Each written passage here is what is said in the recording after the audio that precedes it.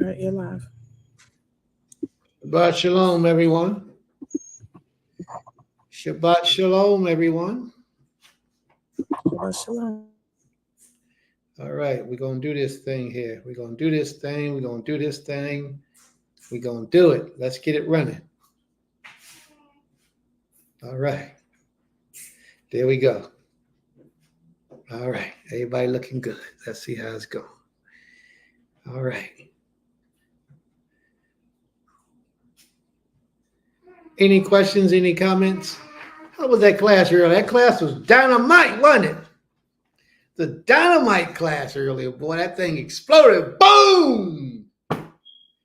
And all the people woke up and said, I'm a father. I got to step up to the plate.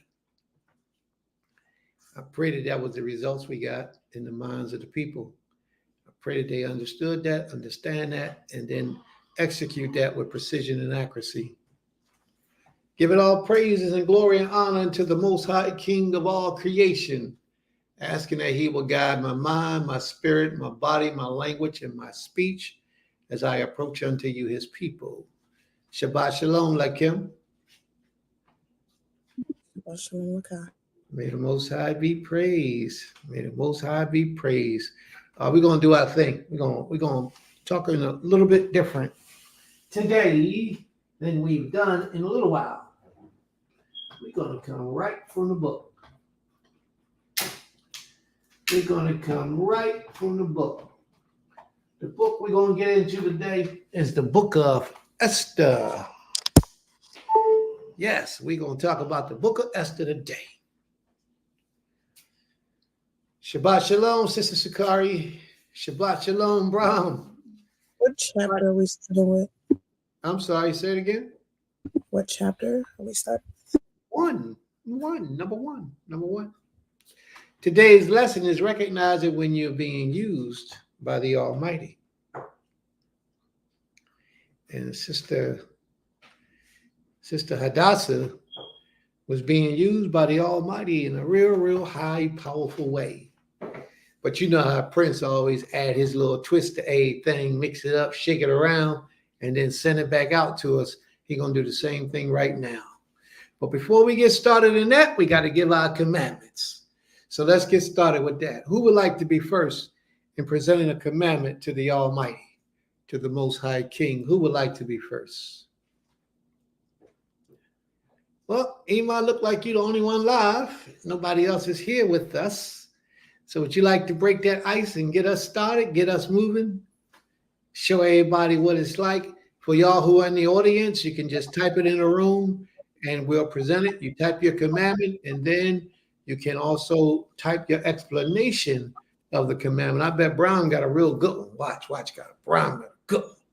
He gonna dig deep on that one. Give me a second. One second.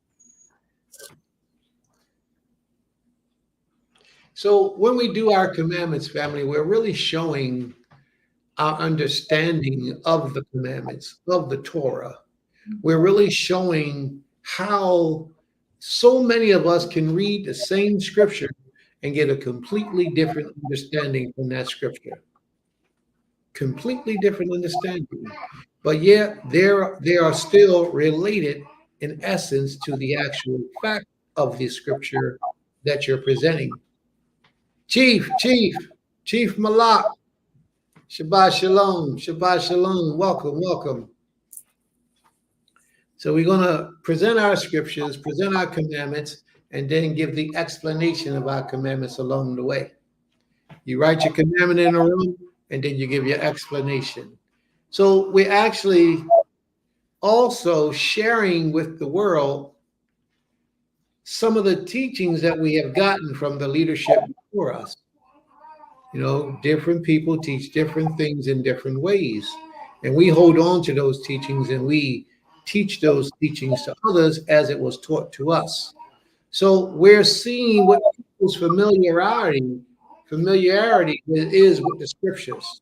Ima, I keep hearing some kind of feedback in your background. It's probably thunder.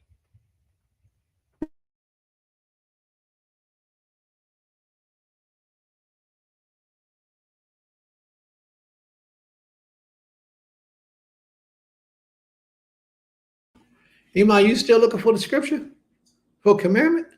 I was reading over it. Oh, okay. Well, you go ahead and cheat. Just read from it.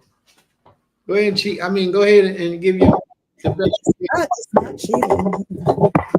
Yeah, I don't know if you're being on the table is making all that noise, but everything you do on the table has this real loud pitch in the screen. Okay. Well, I had to move. I moved some stuff around, but I'm done. My law can be found in Deuteronomy, chapter 13, verse 2 and 3. Deuteronomy chapter 13, verse 2 and 3.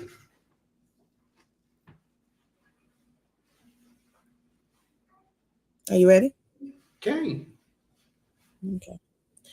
And the sign or the wonders come to pass, whereof he spoke unto thee, saying, let us go after other deities, which thou hast not known, and let us serve them. Chapter 3 says, thou shalt not hearken unto the words of that prophet or that dreamer of dreams.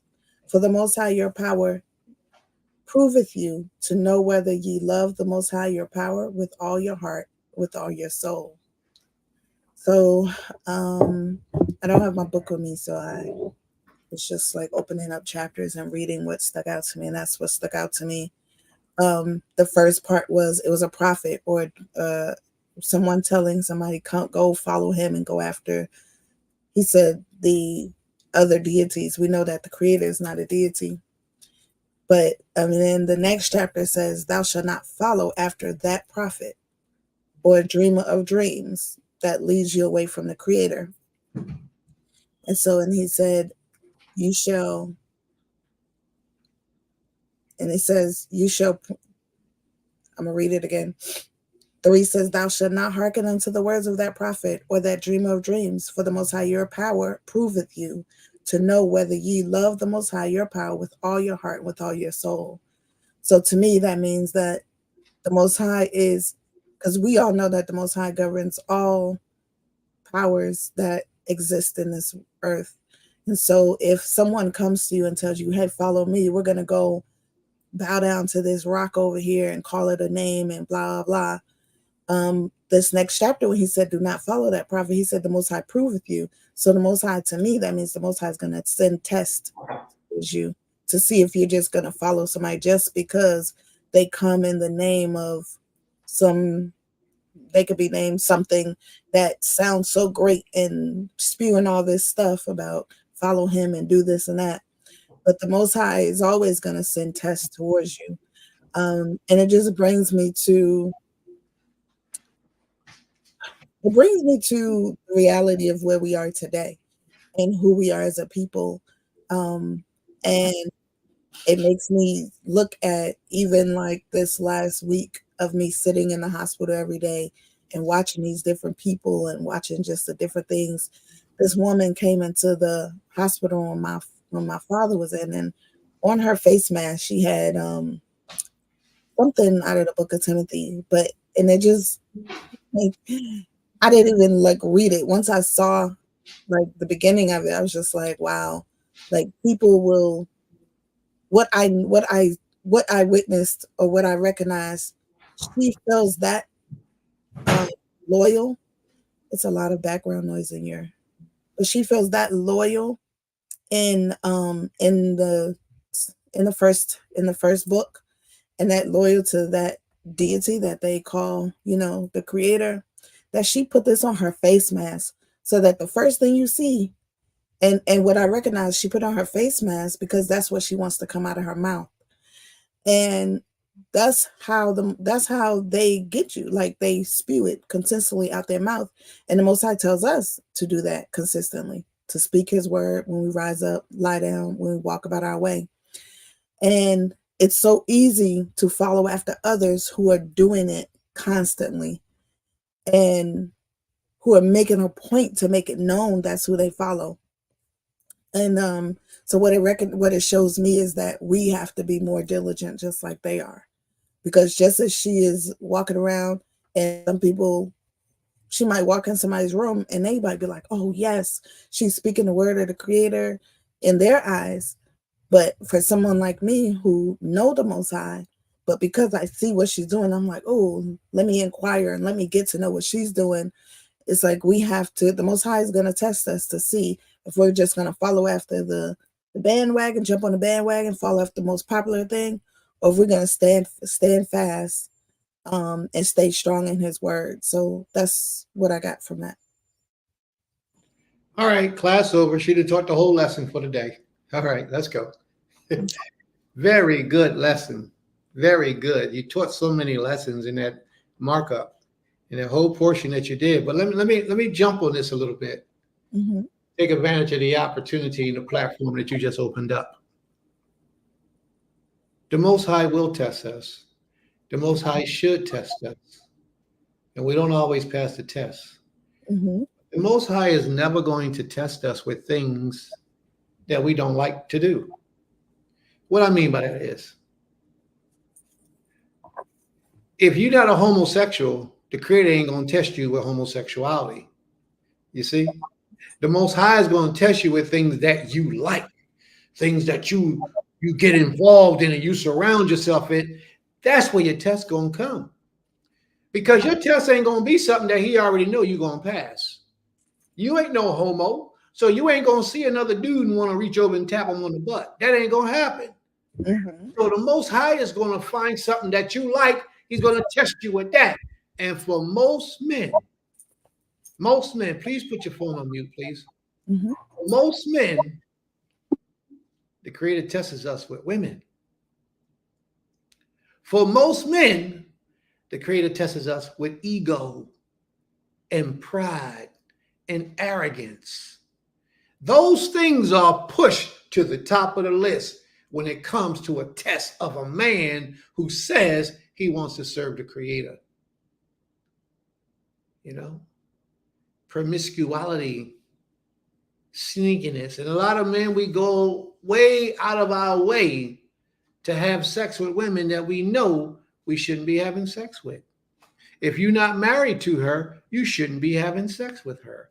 If she doesn't belong to you, you shouldn't be having sex with her. If she's not your wife, you shouldn't be having sex with her. But y'all know what we do. I'm here to let you know that was a test for you, because recognize when the Most High is using you. Name of the lesson today.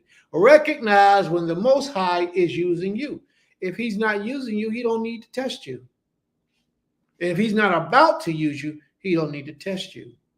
If he hasn't already used you, he ain't going to test you. But anybody that's in position that the Creator is about to utilize or have utilized or are utilizing, he's going to test you to make sure that you're worthy of what he's done for you, what he's doing for you, and what he's going to do for you. And that test ain't going to come with something that's real easy. It's going to come in almost like a sleep state of mind. You'll be tested in your sleep, in your dreams. You'll be tested all around the world, all kind of ways. And it's up to you to recognize when you're being tested. And most of us don't.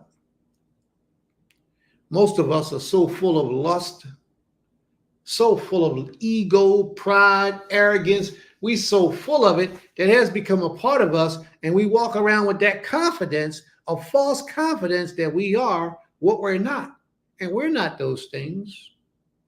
We're really humble, righteous, loyal servants to the Creator.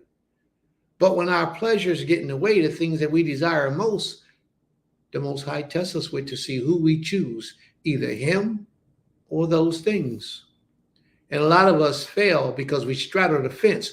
We want to hold on to those things along with trying to be faithful Israelites to the Most High.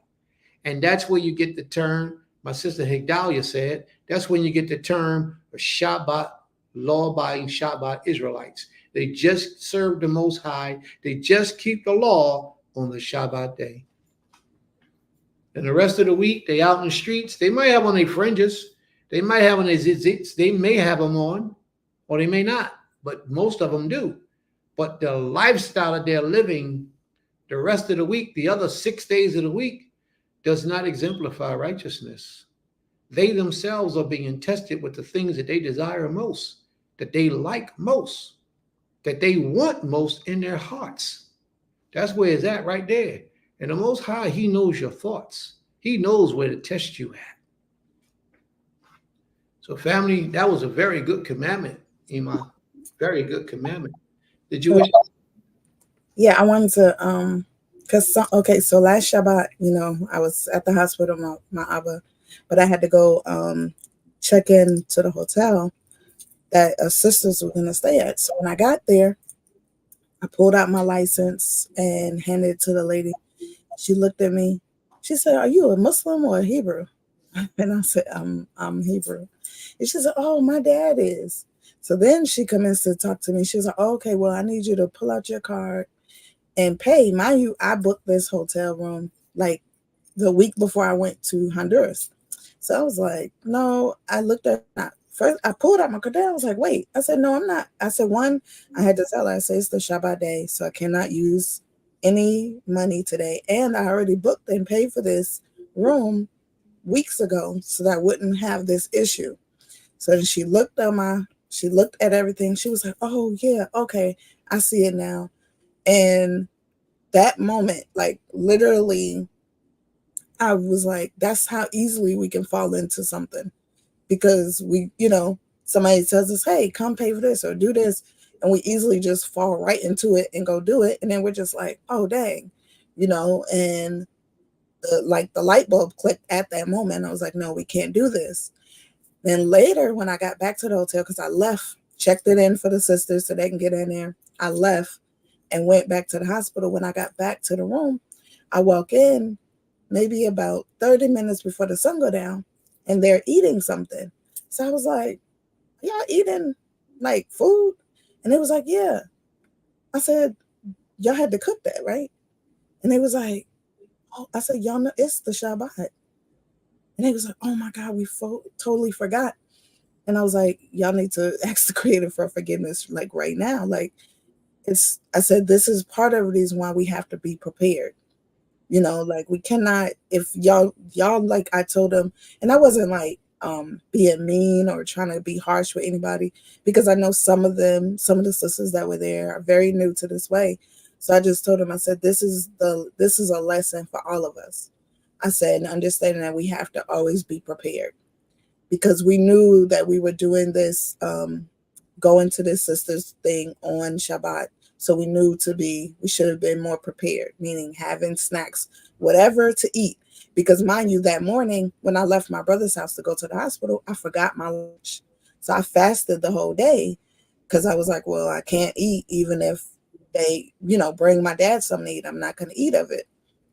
So I'm telling him, I said, sometimes when you forget something, you just have to sacrifice and fast. And they all was like, wow, I didn't even think about all that. I was like, yeah, because what happens is when we're moving about on the Shabbat, like it's not the Shabbat, we forget and then we start to do other things. And so I told them the lesson is that either next time we need to prepare to be here prior than the Shabbat so that we can have whatever we need. Or if we're going to travel, prepare ahead of time. That means get your gas, pack your snacks, whatever, so that you don't make those mistakes. Because, and I just reminded them that regardless of our iniquities, the Most High says sins known and unknown, we will get punished for. And even though you unknowingly did it, you didn't cook purposely, it's still a sin and it's still a transgression against the Creator.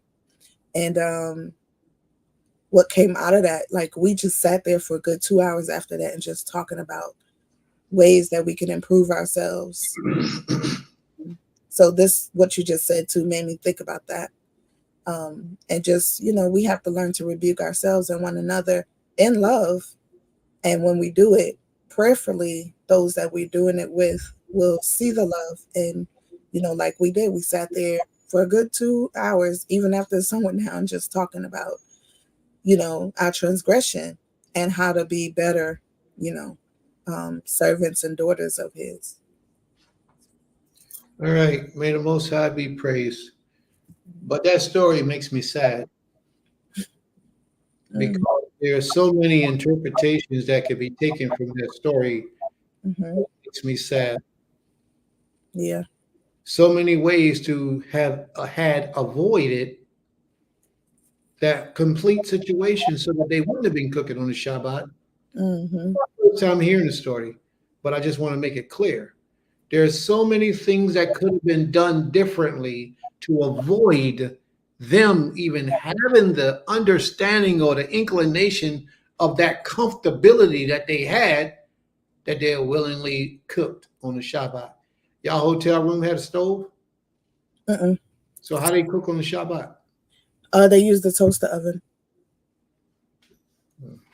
Y'all must be big time hotel goers.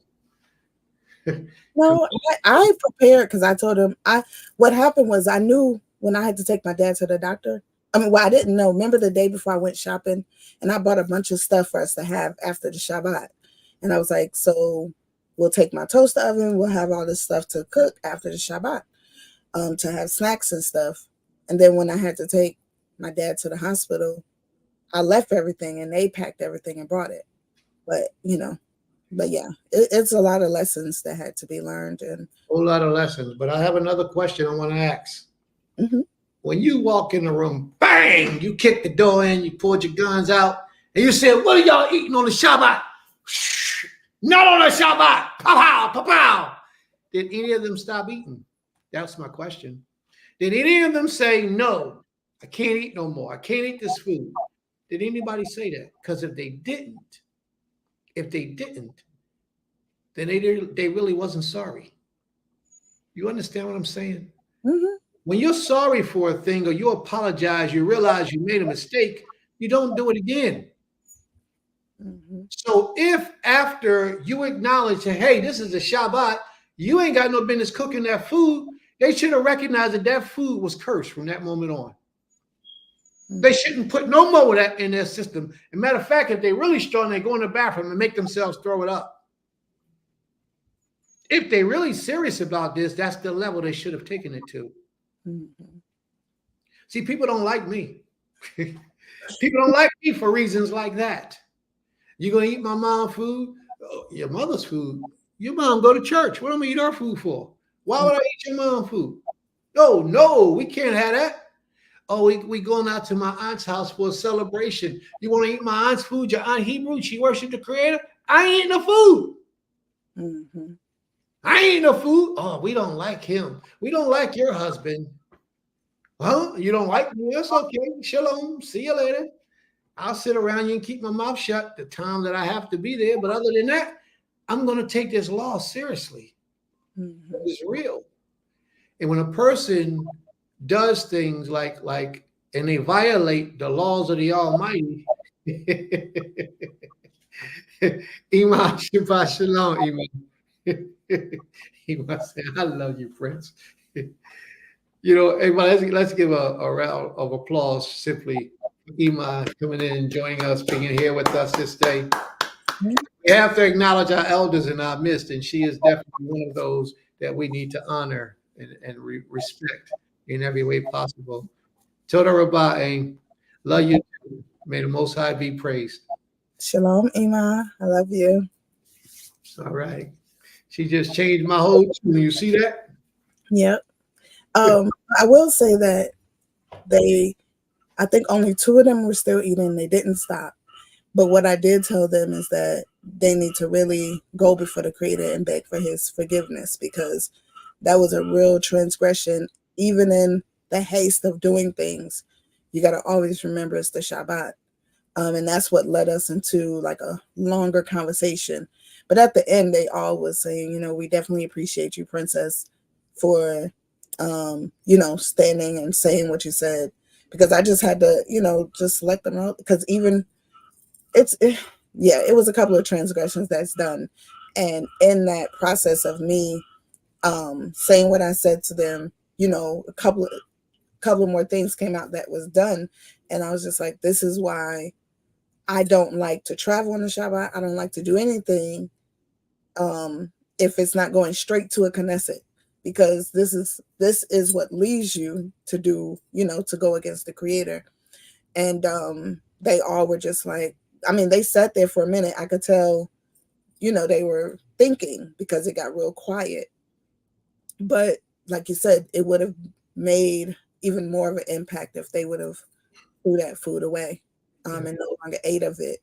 But I think even in that, that's something that people have to understand. It's a sacrifice being in this way of life. And whether you new or old to this way of life, you got to stand up for the Most High. And you got to be diligent no matter what other people are doing around you. Yeah, this is true. May the Most High be praised. All right. So thank you for that commandment. Amy, we got some people that posted some commandments in the room. Would you like to address them? Yes. I believe Abraham's commandment is Deuteronomy 32, verse 39. Let me find it. Chapter 32, verse 39. Devarim 2. 35, 39. 32, verse 39. Okay. Habla español un poquito. Mm-hmm. Mm-hmm. You got to be a man of many talents to be a man. You got to be versatile, flexible, and able to move in different places and positions. So you speak at least 3, 4, 5 languages. It helps to make you a better man. May the Most High be praised. Okay. So Abraham's law, Deuteronomy chapter 32, verse 39 says, "See now that I, even I, am he, and there is no power with me. I kill and I will make alive. I wound and I heal. Neither is there any that can deliver out of my hand." And I believe his explanation is we shouldn't follow the ways of the heathen and use that saying, "I'm him." No, you're not. El Shaddai is him. Okay. Follow the ways. Mm-hmm. All right. May the Most High be praised. Toda Rabbah.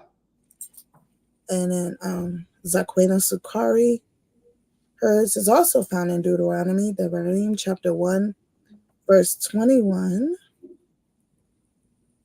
Get into it. And it reads, "Behold, the Most High thy power hath set the land before thee. Go up and possess it, as the Most High thy power of thy fathers hath said unto thee. Fear not, neither be discouraged." And her explanation reads, "The Most High thy..." Oh, well. This is mindful thoughts for me. That's all she said. It says, "To be in possession of the land granted unto me."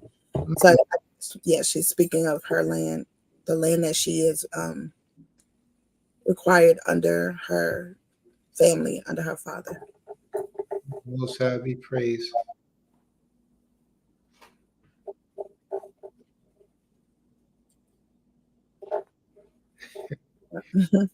You want to put my comment up there?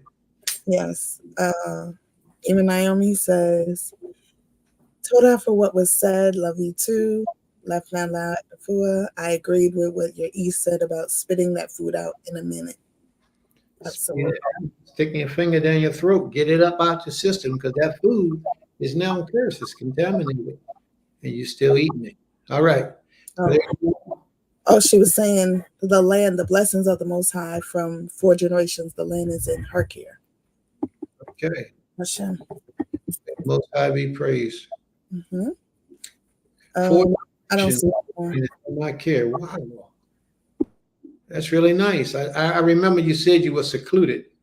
You never mentioned what land, where at, and how we can all occupy that land, because where we got some land at, we coming. We coming. So when you hit us on the email, let us know all that stuff and we'll work it out. And if you need any assistance or help out there where you at, let us know. Because seriously, if there's anything we can do to help, we're going to help.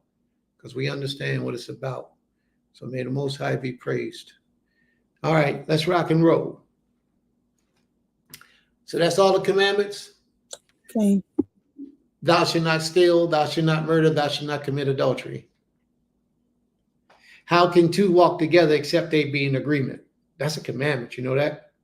That's a commandment. A lot of people don't know that. That's a commandment. Mm-hmm. How can two walk together except they be in agreement? All right. So one of the commandments that I wanted to do, as I was putting my lessons together for today, there were several things that I wanted to speak on. I wanted to get away from our normal relationships conversations for a minute. I just wanted to stay away for a second until that momentum came back. But once they began to ask for it, we'll delve on that conversations, those types of conversations again later. But right now, I wanted to come about with something that we needed to bring about, and that is recognizing when the Most High is using you. I wanted to go into Deuteronomy, the 30th chapter, and cover Deuteronomy 30th chapter, because Deuteronomy 30th chapter is a real powerful chapter for us to learn from. It teaches us so much, but didn't work that way. It didn't work that way. I didn't go into Deuteronomy 30. I also wanted to read in the book of Exodus, 16th chapter. Exodus 16 is another very, very, very powerful chapter for us to read. So what I did, I grabbed a story that I wanted to talk about that I thought would best apply to us in this day and time, in our captivity, for all the things that we're dealing with and what we're going through as a people.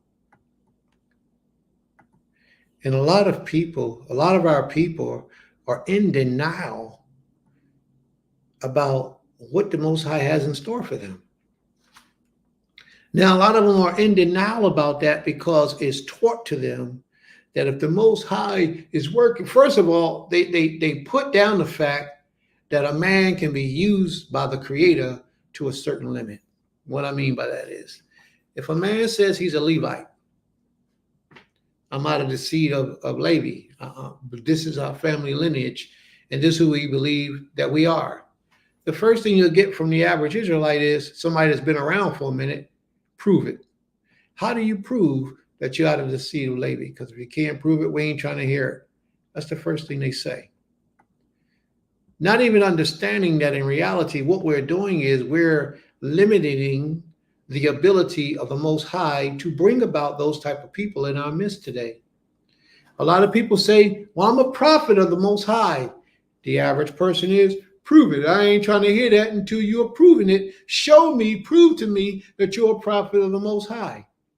And what happens is, because we see others being attacked to that level or to that degree, it kind of like we feel something about ourselves, and we feel that the Most High is working with us in a special way, but we'll dumb it down in voicing it because we are afraid.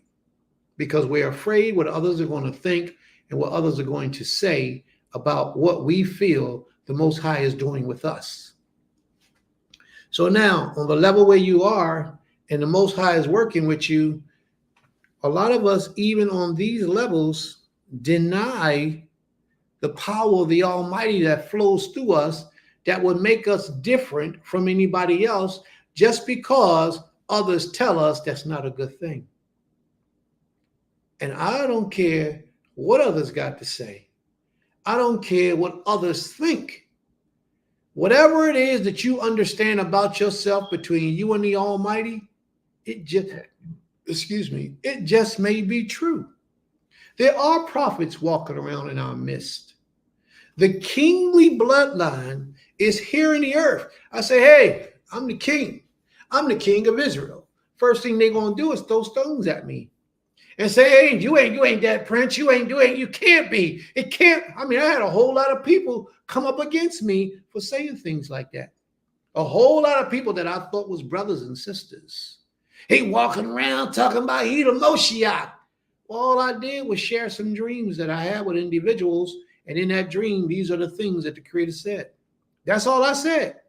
Oh, they ready to throw stones. They piled up against me. They bring up all these false accusations to try to take me down. And that's not a good thing. What I'm saying is, when the Most High shares something with you and the Most High puts something in your spirit, you are supposed to do your very best to fulfill the relationship that the Most High has said to you.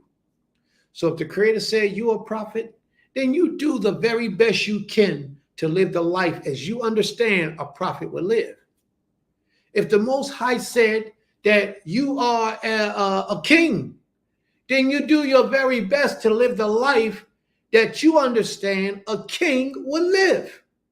Whatever it is that you get from the Almighty in reverence of his service to him, you do the very best in your ability to fulfill that portion in your life. Every day you should walk in life with that energy. The Most High says in the scriptures, and most people don't have a problem with this in Israel, the Most High says, Israel is my son, even my firstborn. Everybody gravitate to that. Ain't nobody got a problem trying to walk in that spirit. But when the Most High singles out an individual, why is it it takes you to try to make that individual feel like he's not what he understands the Most High has shown him he is? You know, I got a couple brothers, but I got this one brother, right? Particular, I don't see him here right now, but a lot of you know him. Matter of fact, a lot of you are related to him. And that's my brother. They call him Chief Shema. I tell him all the time, he's my Levite.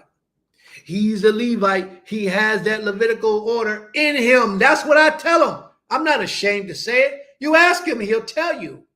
I have no issue with acknowledging that.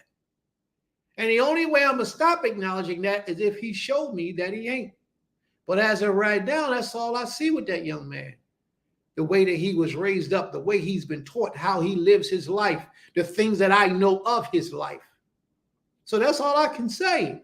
And I'm not ashamed to admit that, but a lot of people will feel a certain way about you. And because it's not them, they'll grow animosity towards you and dislike you. But they don't stop there. They try to get others to dislike you as well. All I say is let the Most High be true and every man a liar. That's what I say. Let the Most High be true and every man a liar. Recognize when the Most High uses you. Recognize what the Most High has in store for you. Understand that. And that's where so many of us fall short. Because we don't understand when the Most High is using us. We don't understand. We don't see. We don't know. But today, we're going to dig into some things and we're going to see if we can bring out some of that energy so that you won't be ashamed of what the Creator is doing for you in your life. Let's read on. Let's tap. Let's go. I think Maisha put up a commandment. We're going to deal with that before we go on. Amy?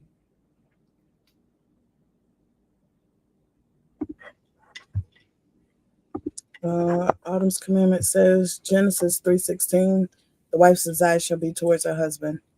It is a commandment.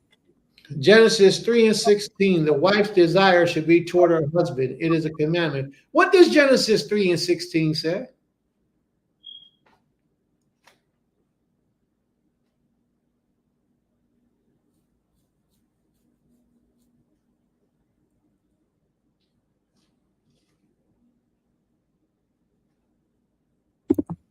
Genesis, Bereshit, chapter 3, verse 16 reads, Unto the woman, he said, I will greatly multiply thy sorrow and thy conception.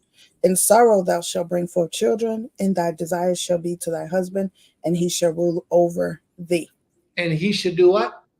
Rule over thee. That don't mean he has to beat you up and knock you out, knock your teeth out, and kick you in your stomach. That's not what rulingship over you means.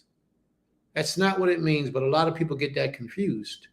And a lot of people who don't know their power, their strength, and how to tap into their power and their strength, that's what they do to a woman and then turn around and say, see, the Creator said I'm supposed to rule over you. That would make a right-minded woman run from this law, thinking that the Creator told you to do such a harsh thing to her. That's not what this is about. And any man that's putting his hands on this woman don't need that woman. He doesn't need her. So thank you for that. Thank you for that commandment. All right. Sorry, before you begin. So I see we have 16 people watching and we have likes. So if everybody can go like, share, comment, and press the bell to be able to get notifications for our page. Once again, like, share, comment, and press the bell for notifications. And I'm sorry, and then subscribe to our channel so that others may also be present to listen to this wonderful lesson. Ta-da, that's it. All right, slow motion, slow motion. We're going to get this ball moving. We starting off slow just to drop the bomb. That's what we do. Y'all know how we do. Let's go, let's go. And share to everybody. Share on your Facebook, share on your Instagram. Go down your phone and everybody in your messages. Share the link to the messages. About 50 people. If everybody did 50 people, we should have 200 people in the room by the end of the day. If everybody, at least 200 of them should show up. You know, the law of averages is if you reach out to 100 people, you might get 2. So if everybody reach 50 people and we got 15 people in here, then we should have quite at least 200 people should show up. May the Most High be praised. Toda Rabbah. So let's get started. We're going to go with the book of Esther, chapter 1, verse 1. For those of you who don't have the book of Esther, we're going to pull it up for you. All right. Me and you, Ima, let's get it going. Now, before we get started, you see what she put up there, Esther/Hadassah, chapter 1? The reason why she did that is because Esther's name was Hadassah. Her real name was Hadassah. And she was given this name, Esther, just for your readings. But her real name was Hadassah. And if I'm not mistaken, she was out of the tribe of Benjamin. Mordecai was her uncle. And Mordecai was the one who raised her up. You see what I said earlier in the earlier lesson about a man raising up children that's not his biological children? That's a beautiful thing. Here we see it played out in scripture. Let's read on, please. Ima, you reading for us today? Is that a question? Well, I remember the conversation we had before the class started. So, yes, it's a question. Oh, okay. I'll read. Oh, wonderful. Thank you for blessing us with your presence. Okay. Reading from the book of Esther, Hadassah, and there's a question. Do you want to address the question first? I believe it's her uncle. Mm-hmm. Mordecai is her uncle, I believe. If I'm mistaken, it's going to come out in the scriptures as we read. Yeah, he's her cousin, but He is her cousin? yes, but Autumn's asking the question. Where?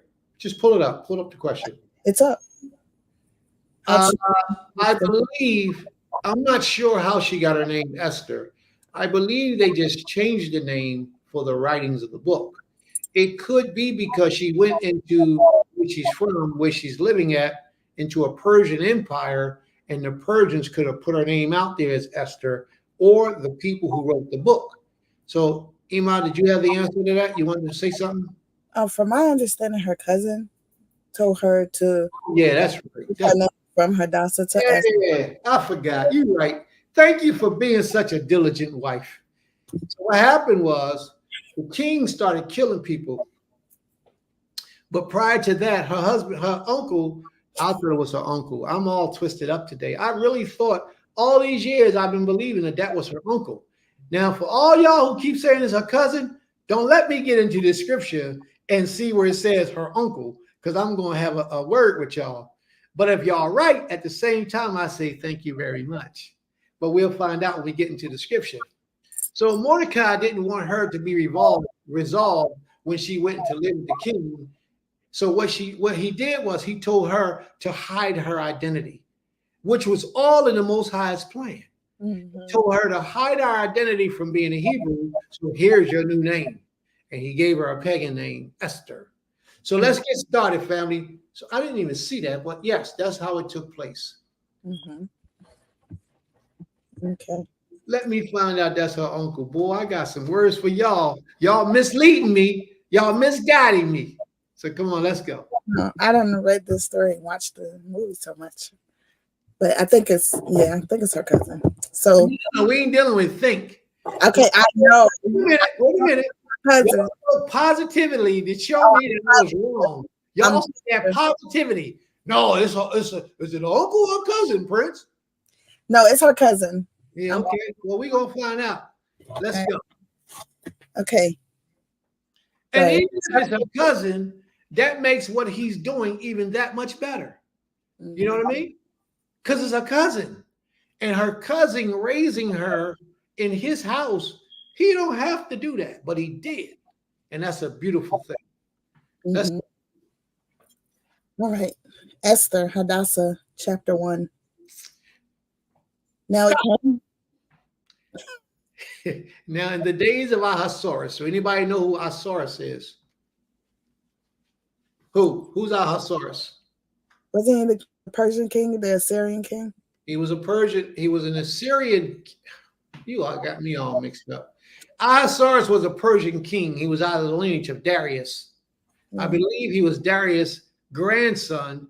Xerxes, I believe, was his father, Ahasuerus. Now, all of this stuff takes place shortly after our forefathers with Nehemiah and Ezra and all those things. Shortly after that is when this all takes place. So let's read on.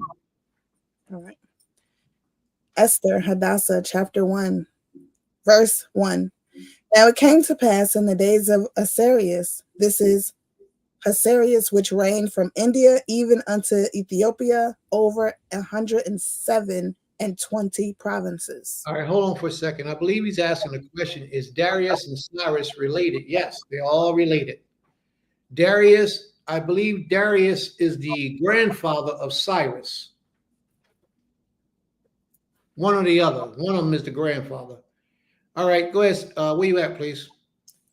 Verse 2. That in those days, when the king Assyrius sat on the throne of his kingdom, which was in Shushan, the palace, in the 3rd year of his... Stop for a second. Y'all got my mind going. Y'all got my mind going. So let me share this with y'all. Do anybody know the story of 300? Remember that movie, 300? Well, those men what was their role? Who are they? The 300 men, where were they from? Are those the ones that said Sparta or Spartans? Spartans, yes. Those men were actually Hebrews. The men of Troy was actually Hebrews. They was of the tribe of Dan.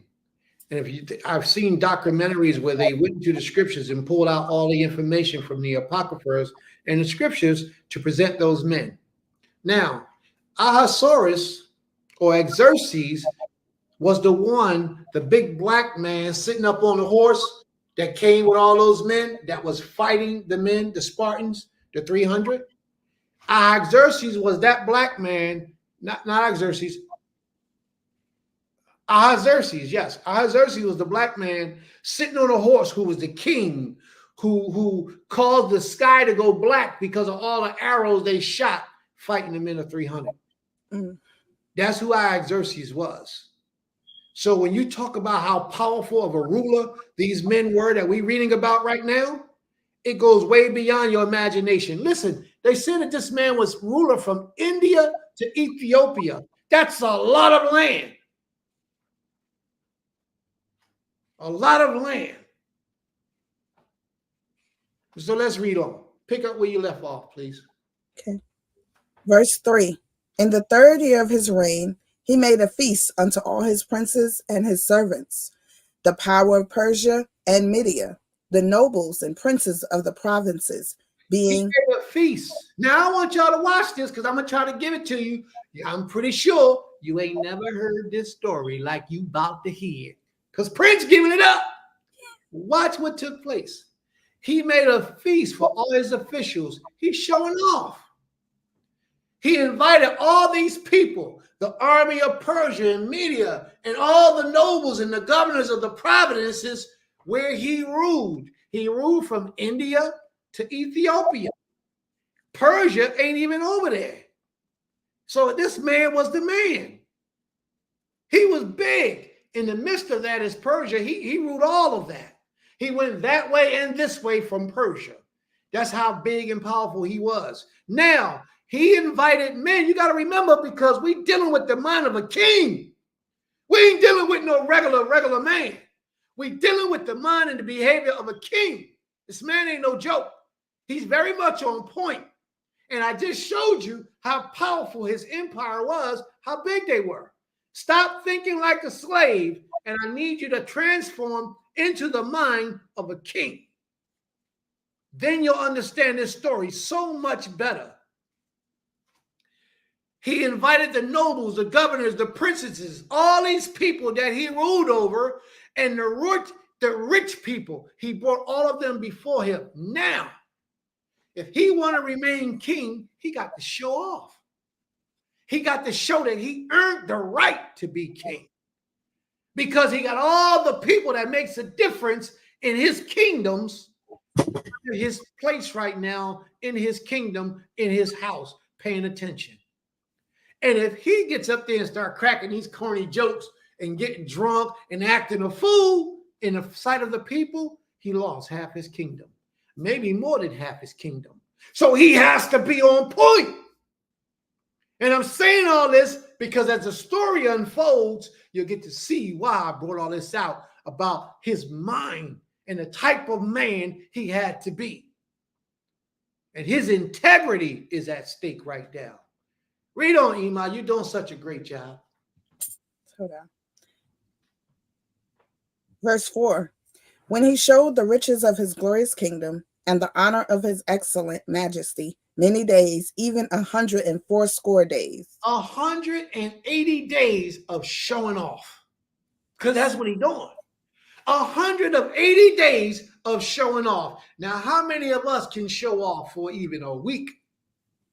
I got this going on. Let me show you how that goes. And let me show you how this goes. How many of us can do that? This king did it for 180 days. That means he had a lot to show off. Because I want you to think about it. He invited rich people who had their own thing going on. So when you're showing off, you're showing people what they ain't got that you got. You understand what I'm saying?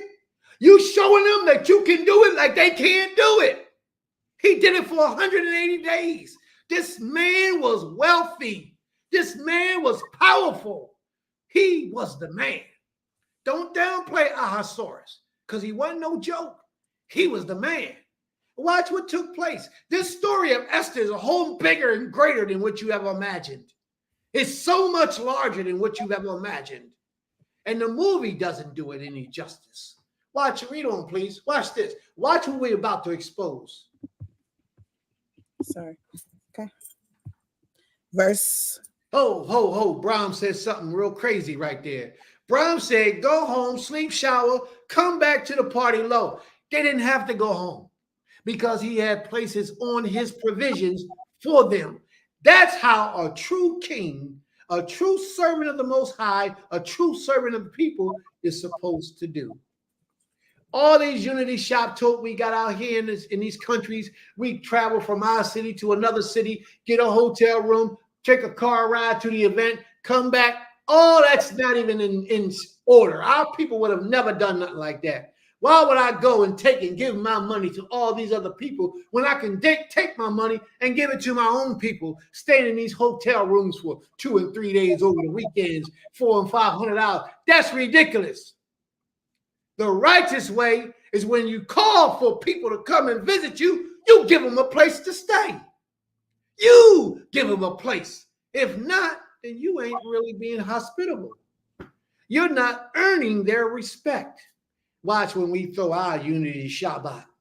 Watch how we do it. Watch what we give. Watch what we provide. Wait till we get ourselves up and running full fledged. Y'all will see what a real servant of the Creator do when he say, it's time for us to come together, family. You might not even have to pay. I'm going to say might because I got to clarify that. You might not even have to pay for your transportation to get there. That's just how it is. If you claim to be royalty, show yourself to be royal. You claim to be a priest, show yourself to be a priest. You claim to be a prophet, show yourself, what I get ready to say, to be a prophet. Read on, please. Listen, these other people come out. We got a Unity Shabbat. They playing games. I got to get a hotel room. The people who own the hotel be having the Shabbat because they getting all the money. They charge like $300, $400, $500 for 2 nights. The people who car I had to rent, they getting all the money. It's a joke. But we, because we slaves in the mind, we keep perpetrating the joke. Read on, please. And I mean, them Shabbats be big. We be having like 2, 3, 4, 500 people in some of them Shabbat. How much money did we make for the Europeans? How much money did we make for the car rental places? How much money did we pay to rent the place that we had it on? And we got all this land and we could have did it for free. But that's the slave mentality. The slave mentality is to keep the people who are in power by giving them all your money. Not that slaves don't think about empowering their own people. That's too much like right. We got to give it to the people that don't look like us and make them richer. And we beg for scraps at their table. We go to them looking for jobs. Come on, let's get back onto the lesson, Prince. Let's go. Read on, please, Imam. Y'all going to take me somewhere else that I don't need to be. Let's go. That's Brahm. Brahm's starting all that trouble. And Chief, they starting all that trouble. Go ahead, babe. Cool. Let's go, babe. Let's go. Verse 5. And when these days were expired, the king made a feast unto all the people that were. What? The king made a feast unto all the people that was present in Shushan the palace. Both the great. Hold up, babe. You're moving too fast. Slow down. Watch my tone. That was after the 180 days had expired. Then he threw a great feast for the rest of the people. This king is awesome, man. Look how he's being considerate for his own people. They didn't have enough where they could come to the ball that he threw for those rich and noble people. The regular people probably didn't have enough. So the king threw a feast for them as well. This man deserves to be king. He deserves to be king just from hearing this story. And we only got into the first, 5th, 6th chapter, 6th verse of it. Read on, please, and let's go. I bet you ain't never had it explained like that before. Watch. Let's go. Verse 5. And when these days were expired, the king made a feast unto all the people that were present in Shushan the palace, both unto great and small, 7 days in the court of the garden of the king's palace. So the king said, I don't want the big, rich, noble people to eat and eat only. So after they finished, he threw a feast for the big people and the little people of his own kingdom, right there in Shushan. Let's go. And they were invited into the palace. He treated the lowliest of men as if they was high-ranking officials. You see how important that is? Read on, please. Okay. Verse 6. Where were white? There were? It says where in my book. Go ahead. Where were white, green, and blue hangings fastened with cords of fine linen, and purple to silver rings and pillars of marble. The beds were of gold and silver upon a pavement of red and blue and white and black marble. This man had it going on. He had it going on. This man was super wealthy. I want you to know that colors like blue, red, purple, those colors was colors of royalty. You know why they was colors of royalty? Because they cost a lot of money to get, to own, to have. They cost a lot of money. You remember that coat that Joseph had that his father made him, that coat of many colors? Mm-hmm. That's why it was mentioned that it was a coat of many colors, because it was very expensive to make. The dyes, the Mariatic shellfish is where they get the color purple from in those days. The shellfish. You can also get the color blue and the color purple from a flaxseed plant today. But back then, it had to take the Phoenicians to go into the river, down into the ocean to get the shellfish up so that they can extract the color, the purple dye out of them to make blue and purple. Mm. So therefore, they sold it for a very expensive amount of money. Mm. Read on, please. And marble, yes, marble is expensive. Marble comes right out of the mountains. And they carve it right out the mountains. one big slab of stone. But this is a beautiful thing. This man wasn't poor by no means. He wasn't rich as King Solomon or Mansa Musa, but he was extremely wealthy. Read on, please. Okay. Verse 7. And they gave them drink in vessels of gold, the vessels being diverse one from another, and royal wine in abundance, according to the state of the king. Drinks was served in golden vessels. I'm going to try to take note of that. We're going to see if we can duplicate that when we have our Unity Shabbat. Drinks was served in golden vessels, vessels of different kinds. And the royal wine was lavished according to the bounty of the king. This is deep. Read on now, please. Yes. Verse 8. And the drinking was according to the law. None did compel. For so the king had appointed to all the officers of his house that they should do according to every man's pleasure. What the king had given orders to all the staff of his palace to do as each man desired. Wow. Read on, please. Now, while he's having his big feast, while all the men are all together drinking, chilling, and doing all that, believe me, his security was still on point, still guarding the temple, still doing what they had to do. I promise you, his security was on point. Yeah. But while he's doing all that with the men, his wife is doing the same thing with the women. Oh, this is deep, man. This is deep. Read on, please. Yes, reading from the book of Esther, Hadassah, chapter 1, verse 9. Also Vashti, the queen, made a feast for the women in the royal house, which belonged to King Ahasuerus. Now watch this. Look how they say Queen Vashti gave a feast for all the women in the palace that belonged to King Ahasuerus. So that man was a man who deserved the right because he provided a place for her to reside. He gave her a home. Not only did he give her a home, but he gave her a kingdom. That man ain't no joke. Y'all got to stop sleeping on Ahasuerus. He ain't no joke. And he come from a long lineage of kings. His grandfather's father's father was a king. This man ain't no joke. Do y'all remember the story of Antiochus Epiphanes? Anybody remember that story, Antiochus Epiphanes? All right. Antiochus Epiphanes' people, Alexander the Great, went to war with his great-grandfather. That's how powerful these people were. Read on, please. Matter of fact, I think Alexander the Great was the one who killed him. Read on, please.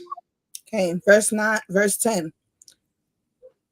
On the 7th day, when the heart of the king was merry with wine, he commanded Mehuman, Bitzah, Harbona, Bigtha, and Abagtha, Zethar, and Carcas, the 7 chamberlains that served in the presence of Ahasuerus the king, to bring Vashti the queen before the king with the crown royal, to show the people and the princes her beauty, for she was fair to look on. Now, I don't know if y'all paying attention to all that stuff Prince just said a little bit ago, but this man was showing off. He was showing the people all the wonderful things that he had in his possession. What makes you think he doesn't want to show off his beautiful wife? And she got the crown on her head. Why wouldn't he want to show her off too? Watch what takes place. Read on, please. Don't embarrass your husband ever, because you just might not know what he'll do. See, when he's king, when your husband is king or something, or leader or something, his image must be preserved and protected. And too many young females are in the spirit that they're going to do what they want to do when they want to do it, no matter who they marry to. And you can't do that. Because especially if others are watching, you will weaken the credibility of your husband.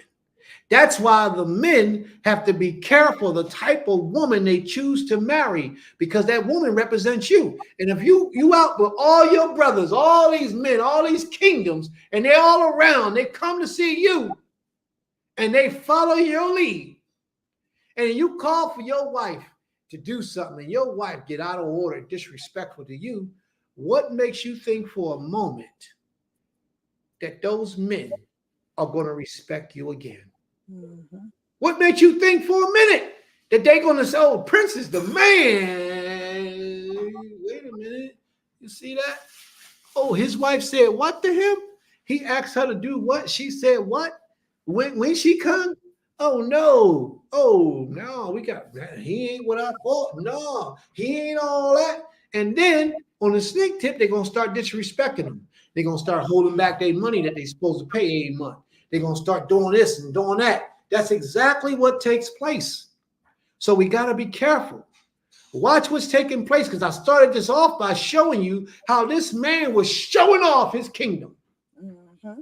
He was showing this, showing that. He did it for 180 days. And then he had another feast that we right here, we're on the 10th day of this feast, the 7th day.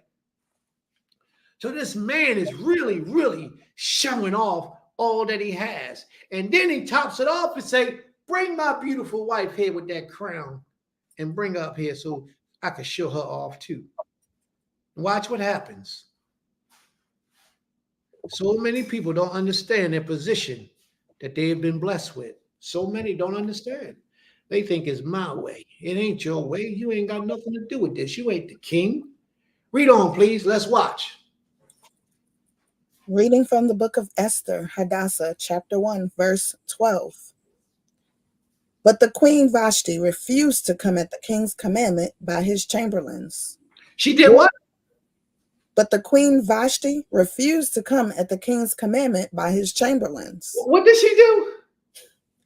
She refused to come at the king's commandment by his chamberlains. Who is she to refuse to obey her husband and her king? Mm. Who is she to refuse? She gotten up in her mind when she felt like she was the king. Mm-hmm. And that's what happen in your household if you don't pay attention to your woman. You can't let nothing slide with the female of the opposite sex. You can't let nothing slide, because the little thing that you let slide, all of a sudden it grows and it becomes something else. And all of a sudden they think they wearing the pants. You ain't got to hit. You ain't got to beat. Just give them a bill and send them out of your house. If they don't want to do all Prince, you go somewhere else. Listen, recognize when the Most High is using you. Recognize that. When the Most High puts you in a prominent position as a king's wife, you're being used. Mm-hmm. So you got to use that to your fullest advantage. To disrespect the order that the Most High placed you in is a disrespect against the Creator. So many people don't understand that. Mm-hmm. Read on, please, because we get ready to go somewhere else. Read on. What verse we on? Verse 12. Oh, yeah, verse 12. Good verse. But she refused. Go ahead. But the queen Vashti refused to come at the king's commandment by his chamberlains. Therefore was the king very wroth, and his anger burned in him. The king was very wroth, and his anger burned in. Why was the king very wroth? If you've been paying attention to the lesson all day, you will know why the king was very wroth. Mm-hmm. Why was he wroth? Somebody tell me. Because she disrespected him and embarrassed him. She disrespected and embarrassed him. He didn't tell all the people. See, because a lot of people are not watching this. A lot of people ain't watching, so I'm going to bring it to your attention. He didn't tell all the people what he was doing. He told his particular little henchmen to go get her. His right men, go get her. He didn't broadcast it, at least the scripture doesn't say he did. He didn't broadcast it to all the people in the pavilion that this is what hey, watch this, y'all. I'm going to go get my wife. Oh, watch this. He didn't do that. He said, Jimmy, Johnny. No, he didn't say Jimmy, Johnny. He probably said, Meshach, Abednego, and Azariah, go get my wife for me and bring her. And make sure she got the crown royal on her head. That's like Prince asking for one of his Nashim to come because he wanted to do something. And she said, oh, no, I ain't going there. I ain't going that way. I know that ain't what I'm doing. I ain't doing. Huh? Boy, I'll be so surprised. What? You not what? Huh? What? Wait, what? Somebody got to wake me up from that. But what I'm trying to make the point is that he didn't tell all the laymen what he was doing. He only told a specific group of people what to do. Now, watch this. He told like 3 or 4 different men to go get her. And she refused. She said, I'm not coming. Boy, watch what takes place. He got embarrassed. But what was he embarrassed? He wasn't embarrassed because all those men heard him. He got embarrassed because the men that was under him heard his wife disrespect him. Now, in order for this to happen, chances are that wasn't the first time. But probably what happens is she does it behind closed doors when they're in the house. You follow what I'm saying? Why? Because he let it slide. He let little things slide. So now she got to the point where she felt like she can openly say, tell him to go kick rocks. When he commanded her. See, that's why I tell you, you can't let little things slide when it comes to your wife. You got to be on top of that. But yet you got to earn the right to have a wife. You don't just go get a girl off the street and say, hey, come with me and we're going to live in your mama's house, your mama's basement, or in my car. No, you got to earn that right. You got to provide. You got to protect. You got to give stability. You got to give security. You got to give all those things. Enlightenment, you got to teach. You got to develop her. You got to earn the right to have a wife. He earned the right to have a wife, but he dropped the ball by not being disciplined with her and allowing her to get away with certain things in the past in private. This is me in my mind, in private, and then eventually what's done in the dark comes to the light. And what did she do? She exposed what he does in the privacy of their own home. Remember, he didn't see the queen all the time. But when he did see her, he let her get away with something that wasn't cool. Because remember, it was forbidden for you to approach the king if he don't call for you. So that means he ain't staying with his wife all the time. But when he is with her, something needed to be done, and he wasn't doing it. Discipline. So he was embarrassed with his little crew. Now, why was it so much a big thing? Because if word got out that his woman was like this and she's the queen, how do you think the rest of the women in the pavilion in Beulah Land, Temple Keith Harim is going to act and conduct themselves? And we got a small community. This man was the king of an empire. We ain't built our empire yet. We still in the process of trying to build our empire, but this man already got it. And his wife has just disrespected his command to just come to him. He ain't trying to make love to her. He ain't trying to get her to go cook no dinner, as many of you have problems with. He ain't trying to get her to do his hair and fix his hair up. Do my hair for me or something. Oh, can you wash my clothes? Go wash some clothes or something. He ain't trying to do none of that. All he said was, Boy Hina, come here. Come here. That's all. Come to me. And what she say? Nah, tell the king I'll pass. I ain't coming in here. Plus, they've been drinking. No, I ain't coming. Ima, read on, please, and tell us what's going on. Okay. Reading out of the book of Esther, Hadassah, chapter 1, verse 13. Then the king said to the wise men, which knew the times, for so was the king's manner toward all that knew law and judgment. Verse 13. And the next unto him was Karshena, Shethar, Admata, Tarshish, Meres, Marsena, and Memucan, the 7 princes of Persia and Media, which saw the king's face, and which sat the first in the kingdom. Now stop for a second. Most of these stories we watch on television downplays King Ahasuerus, his intelligence. Mm-hmm. Notice what the scripture says. After she disrespected him and he became enraged, it says, then the king said to the wise men who knew the times, for this was the king's procedure toward all who were versed in law. He went and searched out how to appropriately deal with his wife. because of he sobered up real quick. Mhm. Oh, you ain't coming? He went to those men. I like the way that he went to the other people to seek out what the law says, the Persian law, of course, but he didn't go to his own mind. He probably would have cut her head off. He was so angry and hurt. He didn't do that. What he did was he sought out the advice of those men in his circle to handle this issue or to address this issue. But when you watch the movie, they make it look like this man was weak, like this man was a sucker, although he was king. That ain't the case. He saw the disrespect. He became instantly angry. He sought a resolution for the problem. Read on, please. Okay. Verse 15. What shall we do unto the queen Vashti according to law? Because she hath not performed the commandment of the king Ahasuerus by chamberlains. So they went and got these men at his request. And that's important that you realize this. He requested this. So they went and got these men and they're going to ask these questions. Read on. Verse 16.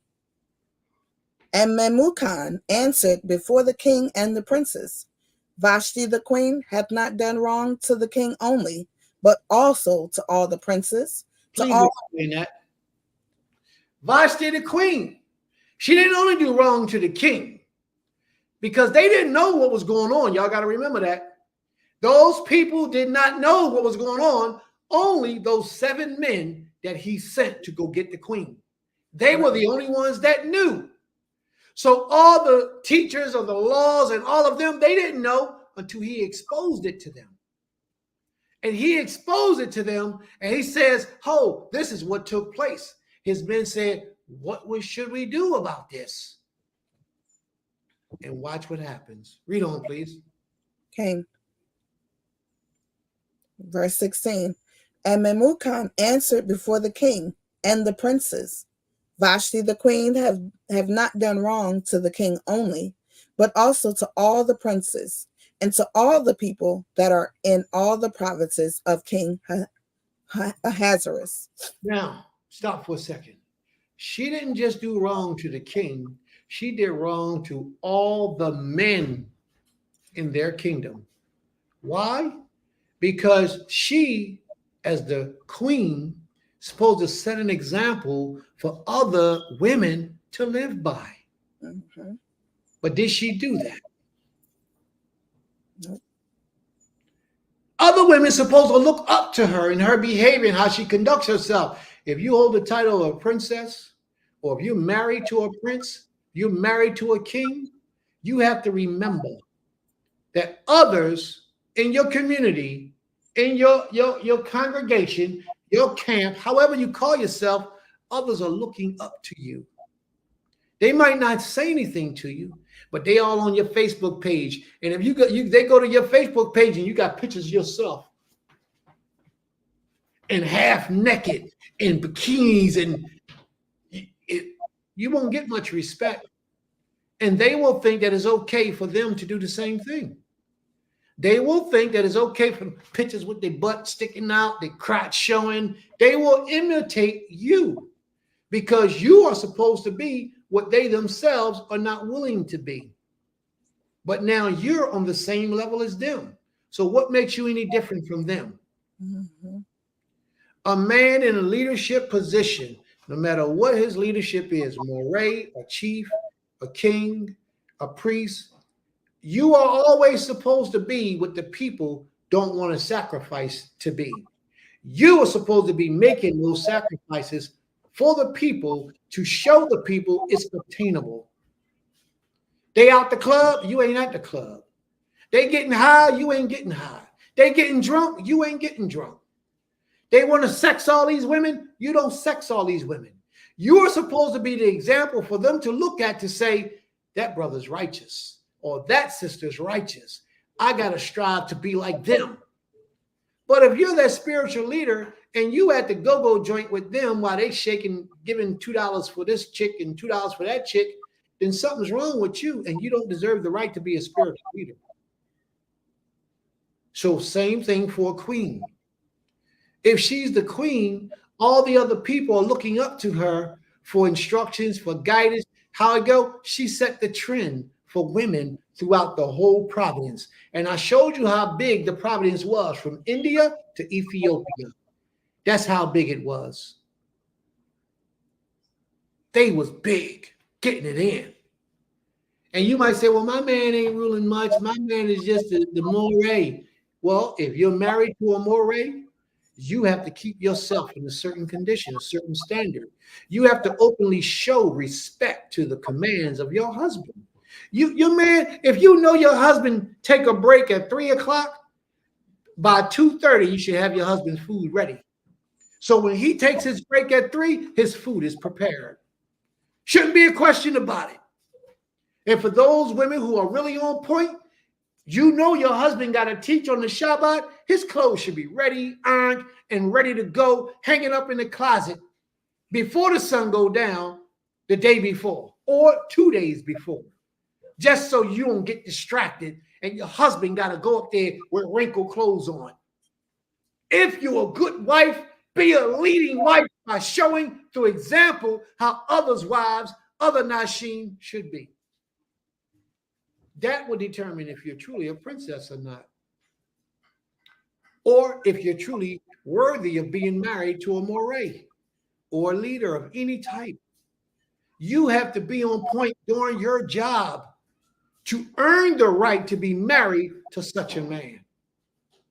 Because the moment he slipped, you're going to be quick to say, oh, no, bro, you cutting up. No, we ain't having this. You doing wrong. You will be quick to say that. But the moment he try to pull your coat, oh, why are you talking to me like that? What do you mean? He shouldn't have to open his mouth. Y'all been doing this too long. He shouldn't have to say anything to you. You've been living this life all your life. Read on, please. Let's keep going because y'all getting ready to start something that we don't want to finish. That's right. Let's go. Okay. Reading from the book of Esther, Hadassah, chapter 1, verse 17. For this deed of the queen shall come abroad unto all women.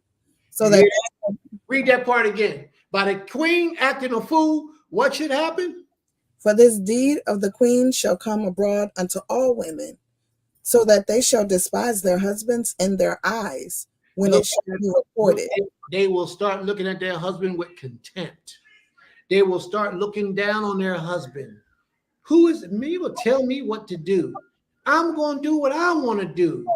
No, absolutely, family. We got to be on point with this. This is a very, very serious matter. Recognize when the Most High is using you.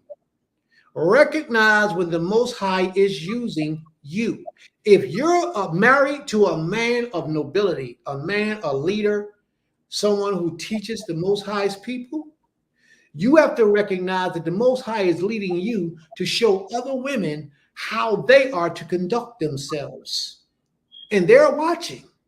And if you are a spiritual leader, you have to recognize when the Most High is using you, and you have to show the people with you and under you how they are to conduct themselves. Recognize when the Most High is using you. Part of the problem is too many of us don't recognize that we're being used by the Most High, just being called a Hebrew Israelite. Just by us simply being called a Hebrew Israelite. The world is looking at the Hebrews right now. The entire earth is watching the Hebrew Israelites. And how are you conducting yourself as a Hebrew Israelite? Because everybody in your neighborhood, everybody in your school, everybody on your job, they know that you're a Hebrew Israelite and they're watching. You know why? Because as they say in the New Testament, this is the great rapture right now. This is the great rapture. People are practicing Christianity today and then whoop, they out of the church. They just disappeared out of the church and they popped up in the Torah. Mm-hmm. So they're coming because they see you. They heard it in their ears. Now they got to witness it with their eyes. But if they're looking and you acting just like them, why would they want to be a part of what you're doing? Right. People desire to elevate in their nature, not decide to go down. They want to elevate.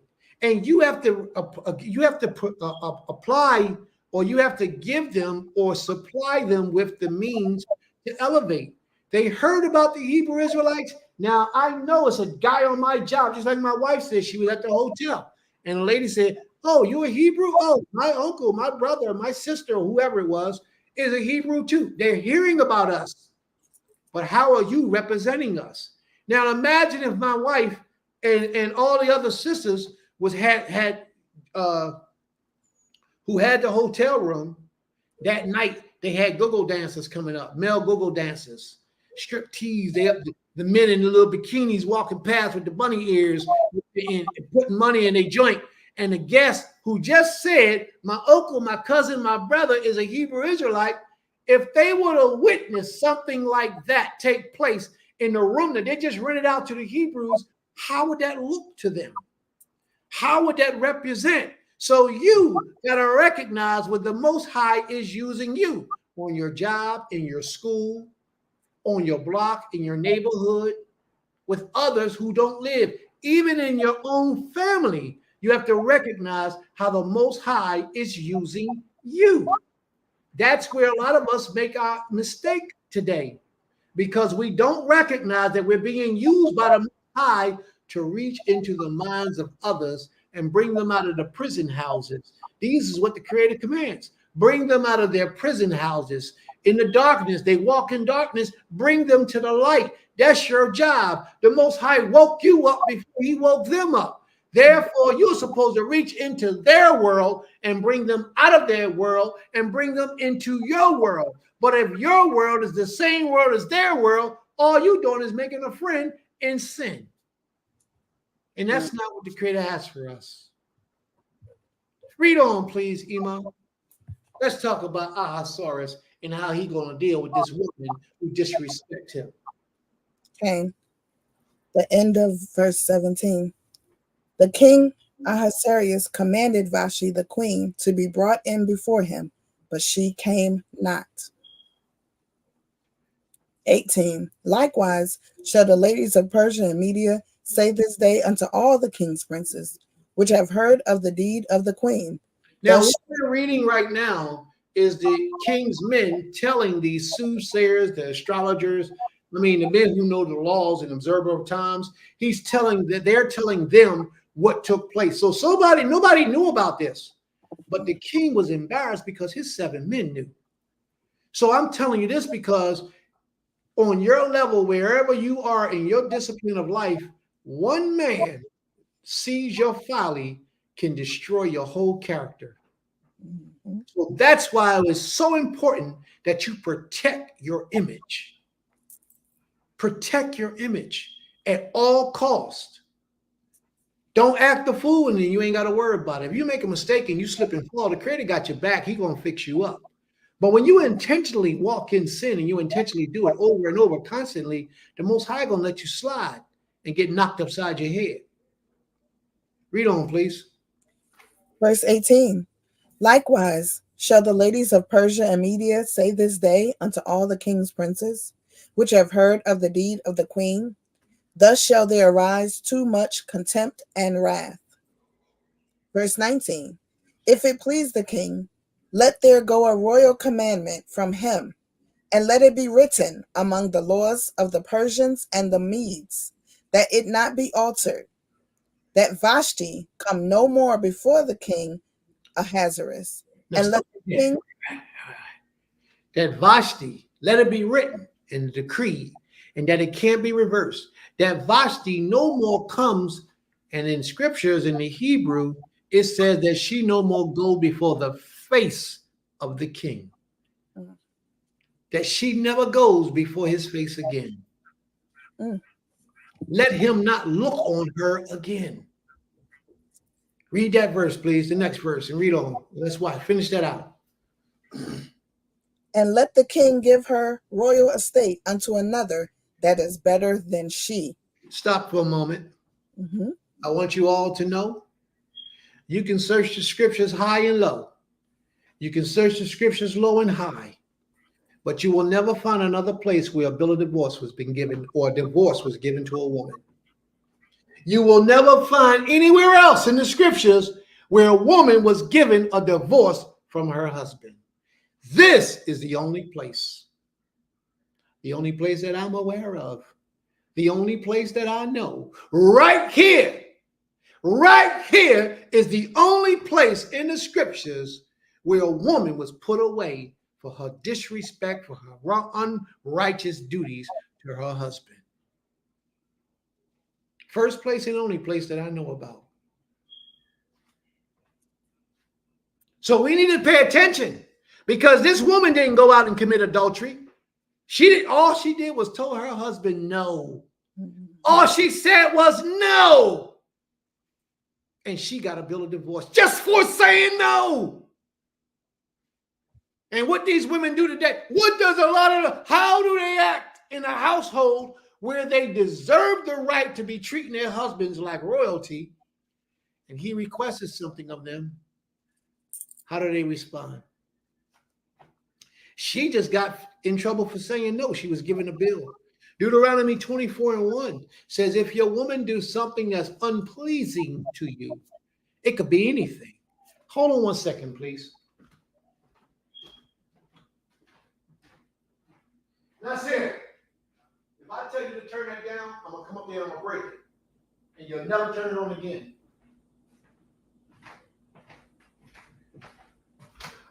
Please forgive me, family. Had a slight interruption. But we're back. We're back. She got a bill just for saying no. How many things do a woman or female get away with in their household that they don't do, just require them to do by their husbands? And then they puff up their chest and start going toe to toe like they're a man, like they're ready to swing on him. How many women do that? In today's time, a lot of women do that. A lot of them are masculine. A lot of them pretend to be one way out in the public, but they're really a different way in private, where they're trying to go against the authority of the household that the Creator established. We covered that authority earlier today. We're not talking about a man who goes out, get drunk, don't pay the bills, and give all the money to the prostitutes. We're not talking about that. We're talking about a law-abiding child of the Most High, a man who is in his righteousness, who provide provisions, security, and all the things, and teach to his family like he's supposed to. We're talking about that kind of man. You are to honor that man. And any request that man has of you, you are to obey and do. We read that. Matter of fact, my wife gave a commandment today. Genesis 3:16, that he is to rule over you. Do you know that nowhere in the scriptures, and I clarify this, nowhere in the scriptures does the Creator ever tell the woman to obey him? Nowhere. No, not one place does he tell the woman to obey him. But these women will walk around quick talking about, I'm married to the Lord. He didn't tell you to marry him. Right. He told you to obey your husband, but to avoid submitting yourself to the will of a man, as the Creator commands you, you want to act a fool and get divorced so you can submit yourself to the Creator. The Creator ain't having it that way. And a lot of people don't want to hear what I got to say. Then tune out. The facts are the facts. The law is the law. The Most High said for the woman, I'll show you real simple in scripture, Genesis 3:16, women, submit yourself to your husband. He shall rule over you. Your loyalty should be to him. He didn't say women. He could have very well said this. The Most High could have said this. Women, submit yourself to me, like he did with the man. Obey me, serve me, walk with me, love me with your whole heart, your whole mind. The Creator could have said that, because he said that to the men of Israel. But to the woman, he said, you obey your husband. To him shall be your desire. If he commands your desire to be to your husband, he's telling you that I understand why you do what you do, because your husband commands it. Yeah, y'all don't understand what I'm saying. And I don't want y'all getting this twisted, saying Prince is saying we ain't got to serve the Creator. I ain't saying that. We ain't got to keep these laws. I ain't saying that. Because if you marry to a righteous man, he would command the same thing of you. If you don't have a husband, if you don't have a righteous man to teach you about the Almighty, then you should go out and find yourself somebody righteous and ask them to be your covering, your protector, your provider, and your shield so that you can have a better relationship with the Creator. I'm not saying you can't have a relationship with the Most High if you're not married. I would never say such a thing to you because you can.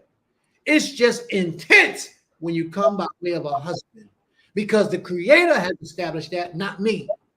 Not me. That's not my doings. So if you can't get a man and marry a man, look, somebody tuned out. So what? Keep it going. If you can't get a man by marrying a man, then go to your spiritual leader, go to your father, go to a somebody, even if it's your girlfriend's husband, go to a man and ask that man to be your spiritual covering. We have to have that. Read on yourself, please. Okay. Verse 20. And when the king's decree, which he shall make, shall be published throughout all his empire, for it is great, all the wives shall give to their husbands honor, both to great and small. This was a very important thing. The king knew that if his wife got an order, all the rest of the men's wives could get out of order, and they can all point the finger at him and blame him. So the king made a decree published throughout all of his provinces so that everybody would see no man should tolerate their wives being disrespectful to them. No. And I say to you today that no man should tolerate his Nashim or his Isha being disrespectful to him. Women have to learn their place. Yes, men got to learn their position. Well, women don't marry him until he learns it. If he doesn't learn it, you don't marry him. And therefore, if you don't marry him, you don't give him the twat. Too many people are getting up the twat without the marriage. That's a problem. You will find yourself in less predicaments if you reserve getting up the twat until your man proves to you that he's going to obey the Creator. You follow me? Okay. And if he's obeying the Creator, that's the only time he can do right by you, especially calling himself a Hebrew.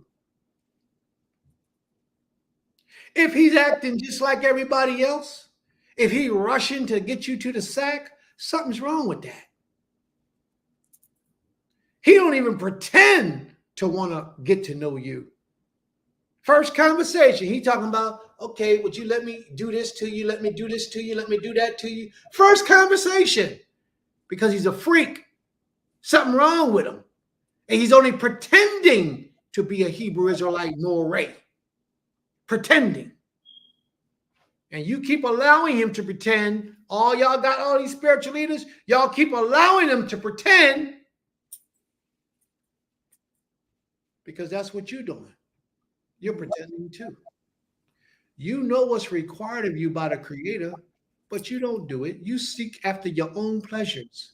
For the most part, so many of us seek after our own pleasures as opposed to the things that are pleasing to the Creator. Let's pay attention, fam. Watch how this go. Yeah, he a freak. You damn freak. I don't cuss like that, but you're right. He's a freak. Read on, please. Reading from the book of Esther, Hadassah, chapter 1, verse 21. And it reads, and the saying pleased the king and the princes, and the king did according to the word of Memucan. So the king had to sanction it. And the king said, okay, let it be. So they came up with the decree because the king said, what should I do with her? He calls the people who knew the law, people who were smarter than him in that area. And males and men, I'm going to say this to you right now. If there ever arise a matter in your life that you don't have expertise in, find the people with the expertise and let them solve the problems for you. Let me tell you a story, a small story about that expertise thing. Not Gerald Ford, the man who started the Ford Company, Ford Motor Company. A lot of people got together and brought that man to court, and they said this man don't know nothing about engineering. He don't know nothing about gasoline. He don't know nothing about running cars and building cars. They had him in court, put him on the stand to try to shut him down because he was making so much money. And he simply got up to the stand when it came his time to testify. And he said, yes, y'all right. I don't know nothing about this. He said, I don't know nothing about aerodynamics. I don't know nothing about compression. I don't know nothing about cars. I don't know nothing about engines. I don't know anything about any of those things. And he won the case. You know why he won the case? Because he said, and y'all can go research this and check this out for yourself. The real story is a lot more interesting than what Prince is bringing. He says, I don't know anything about those things. Now, here's the message for you, family. Listen to me. He said, you're right. I don't know anything about those things, but I surround myself with people who have expertise in each one of those things. That's what King Ahasuerus did. And when King Ahasuerus needed them, he went right to them. And that's what any great leader in this day and time, you don't have to know everything. You don't have to. You find people who know everything about different areas, different perspective, different persuasions. Assign different men to learn different things and let them master those particular things and report to you. And if you got anything to do with running men, learning how to move men, how to manipulate men, how to use men to their best advantages, you will be great. You will be great. Another sample, a man who has multiple wives, multiple nashim. Ask yourself, what is the purpose why you got all of them nashim? If these nashim are not serving purposes that you can't serve yourself, they're not here to cook and clean. No, you think that you got all these women just to cook and clean? If you're a man and you got a woman just for the purpose of cooking and cleaning, you got 3 and 4 and 5 wives, you're a fool. You don't deserve one. You have to have women in your life with purpose. When they come into your life, they must have purpose. How do they fit in your life? You could be the brains behind the operation, but each one of them have a skill that you yourself don't obtain, don't possess. You see that woman sitting on that screen right there? She got a skill, several skills that I don't have. I don't possess those skills, but yet she utilizes those skills to build a nation. She utilizes those skills to make her husband look good. She make me look like this, and I ain't doing nothing. That other one upstairs, she got skills. She does things. She knows how to do things that I can't do. You follow me? And they get out there and they utilize those talents. All that credit go back to who? Their husband. Sure, people big them up and talk about how they love them and all that stuff, and all that's great. That's what they're supposed to do. But all that credit goes back to their husbands. So if you got a husband, and he has 3 and 4 and 5 wives, 5 nashim, and he's utilizing each and every one of them in the right way, that man will be looked at as great. He will be looked at as great, and he could be a dummy when it comes to doing the things that each and every one of y'all do. I'm telling you, I'm going to be first to honestly and tell you and real simply put it down. I'm not a people person. I couldn't run the school. That school is being ran by that woman sitting right there in front of y'all on that page right now. Her.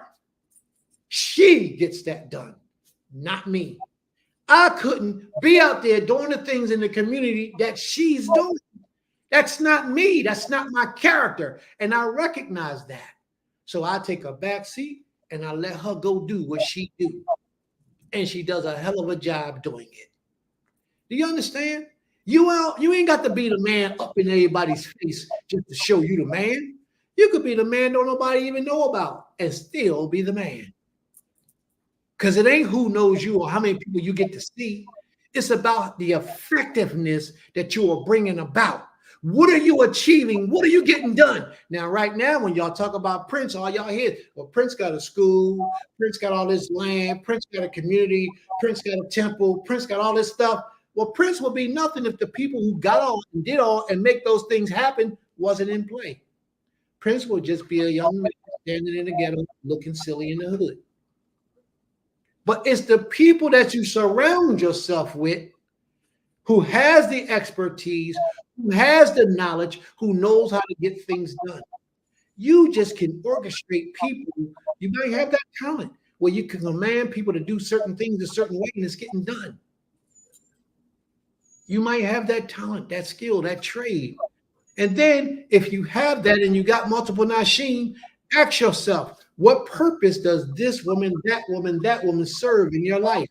Because every woman you surround in your life that you have as a wife must be serving a great purpose, and it ain't about sex. If you grabbing a woman just so you can have sex, you're a fool. If you grab a wife just because she look good and you the one that don't look that good, you walk past. If you do that, you a fool. You grabbing a wife because she got a big butt and nice tits, you a fool. If you grab a wife or you don't take a wife because she's intelligent, you're a fool. And there's a lot of women that are superly intelligent in this world today. Super intelligent. Get wise, brothers. Get wise, sisters. Gravitate toward those things that can serve purpose for you in your life. If not, don't waste your time on it because life is too short. Before you look around, y'all been married 20 years. And what production have come out of that? The king understood that. The king understood that. So he surrounded himself with men that he would need to do what he needed to do. And that was to remain king. But look how he was so generous to all the people in his community when he threw a party for them for 7 days and let them chill and let them feast like they were kings, like they were royalty. How often do you make the little people or the bum in the street or the homeless person feel like they're special to you? How often do you do that in your lifetime right now? Have you ever, somebody said, brother, you got $1, and you knew that this man was really needed? Have you ever went into your pockets and pulled out everything you had in your pockets and put it in his hand and said, go, bro, go get something to eat? And while you had to get yourself a hotel room for the night. Have you ever done something like that? Because that's the type of person that the Most High is looking for. So that he can recognize when the Most High is using you. Are you of that caliber? Are you of that nature? Are you that type of person that does things of that nature to the Most High's people? Read on, please. Okay. Reading from the book of Esther, Hadassah, chapter 1, verse 22. For he sent letters into all the king's provinces, into every province according to the writing thereof, and to every people after their language, that every man should bear rule in his own house, and that it should be published according to the language of every people. That every man should bear rule in every language, in every province that was under his command. He published this letter, and he said that every man shall be master in his own house and speak according to the language of his people. Every man is to be master in his own house. It doesn't say every woman, it says every man. So if a man has a family, we covered this earlier in the class, and he's living in a household and he's not the master of that house, he's effeminate. He's effeminate. He's been feminized. He's not a man at all. He's a male. There is a big difference between a man and a male. A big difference, like night and day. Every man is going to command to be the master of his home. He ain't going to command it by knocking you upside your head. He ain't going to command it by raising his voice and getting loud. He's going to command it by taking care of all the bills. All the bills. I ain't saying nothing about no 50-50. How could you be paying 50-50 and expect to be the head? If you're the head, then you got to pay at least 60-40. But I would suggest you pay 100%. And if she pays anything, let that be because she chooses to do that, not because she has to do it. Her desire, as the Creator said, her desire should be toward pleasing you. That's where her desire to be.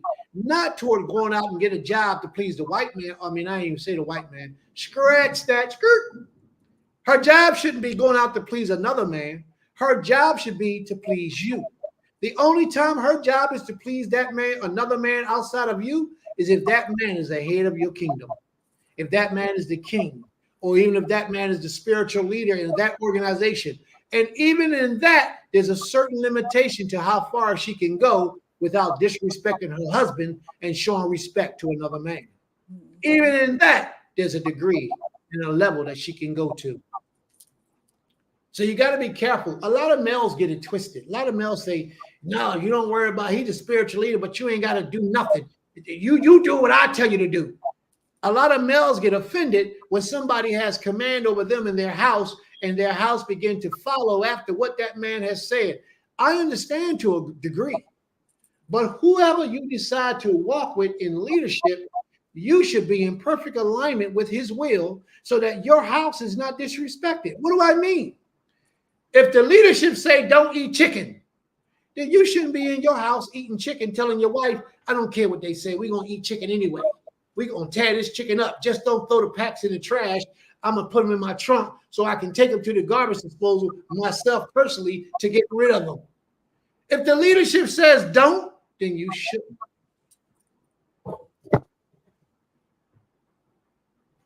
That's just that simple. That's what you should be doing.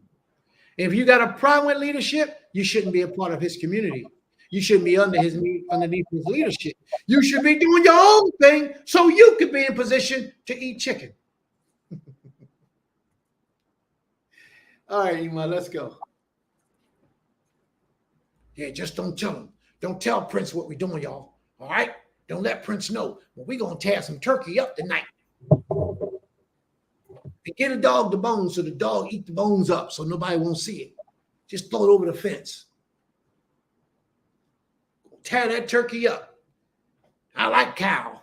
We're going to go to the market, buy some cow, and we just ain't going to tell Prince. We're going to keep it in the freezer. Prince don't come in my house and go in my freezer. He ain't going to know what we got. It's my job to teach. It's your job to research and prove me wrong. That's all.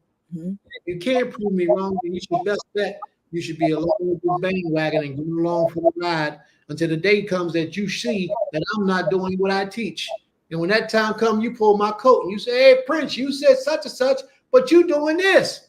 And if my explanation why I'm doing this, because I had to save a life, because somebody was about to die. So I had to do it. You got to understand that and accept it and keep it moving. But if you're the one standing on the side of the fence, always looking for your leadership to fall, always looking for your leadership to do something wrong, always expecting the worst of the man you living with, something's wrong with that. There's a little slight wickedness inside of you.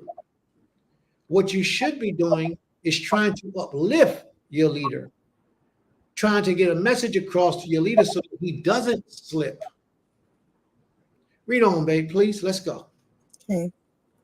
Esther, Hadassah, chapter 2, verse 1. Recognize when the Most High is using you. Read on. Now, hold, before you read on, know also that sometimes the Most High might be using you for evil. But the Most High don't use nobody for nothing. Oh, yes, he do. Yes, he do.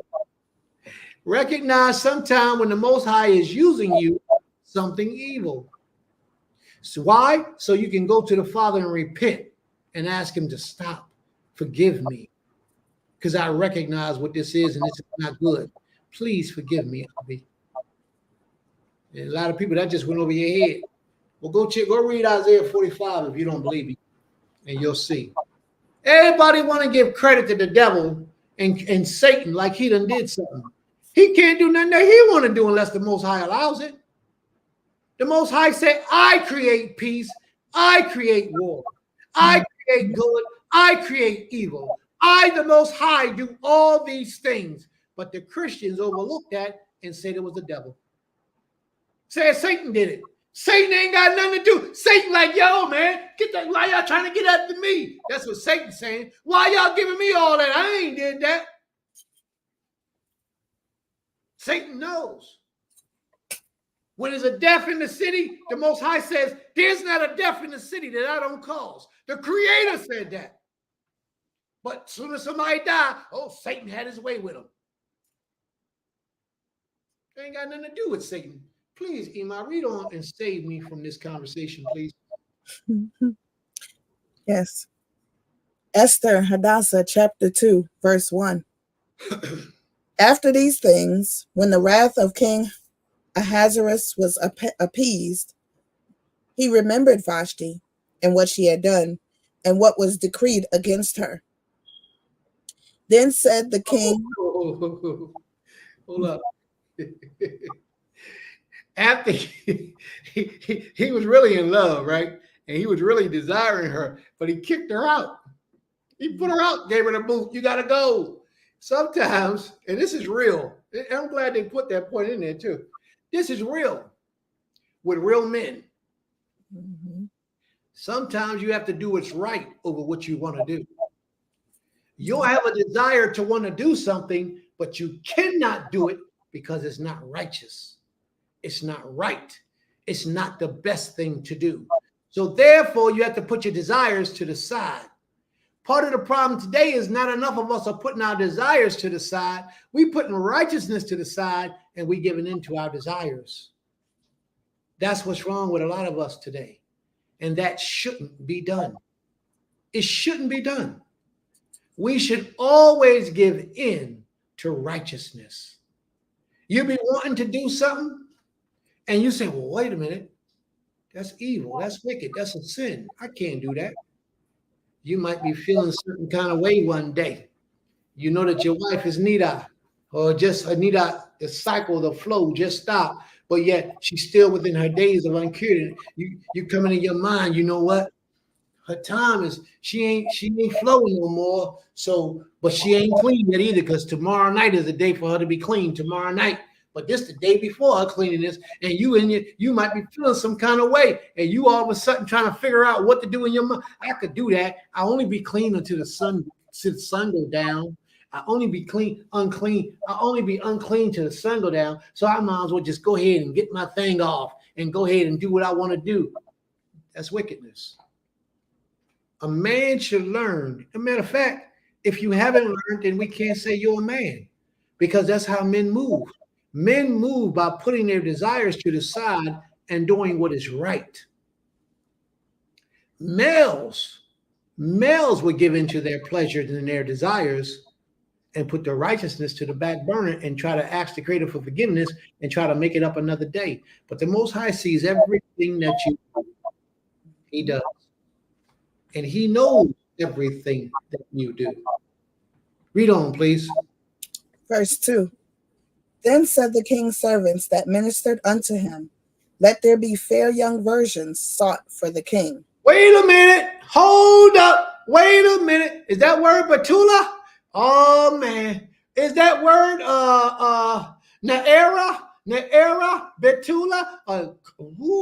Young virgin. So I want y'all to understand, by standing on the side of righteousness and doing what is right in the eyes of the Creator, he will always reward you with something better than what you had. Now, I'm not saying Vashti wasn't a nice thing. Vashti, she probably was sharp. She was the queen. She had it going on. But he got something way better than Vashti, because Vashti wasn't a Hebrew. Vashti wasn't an Israelite.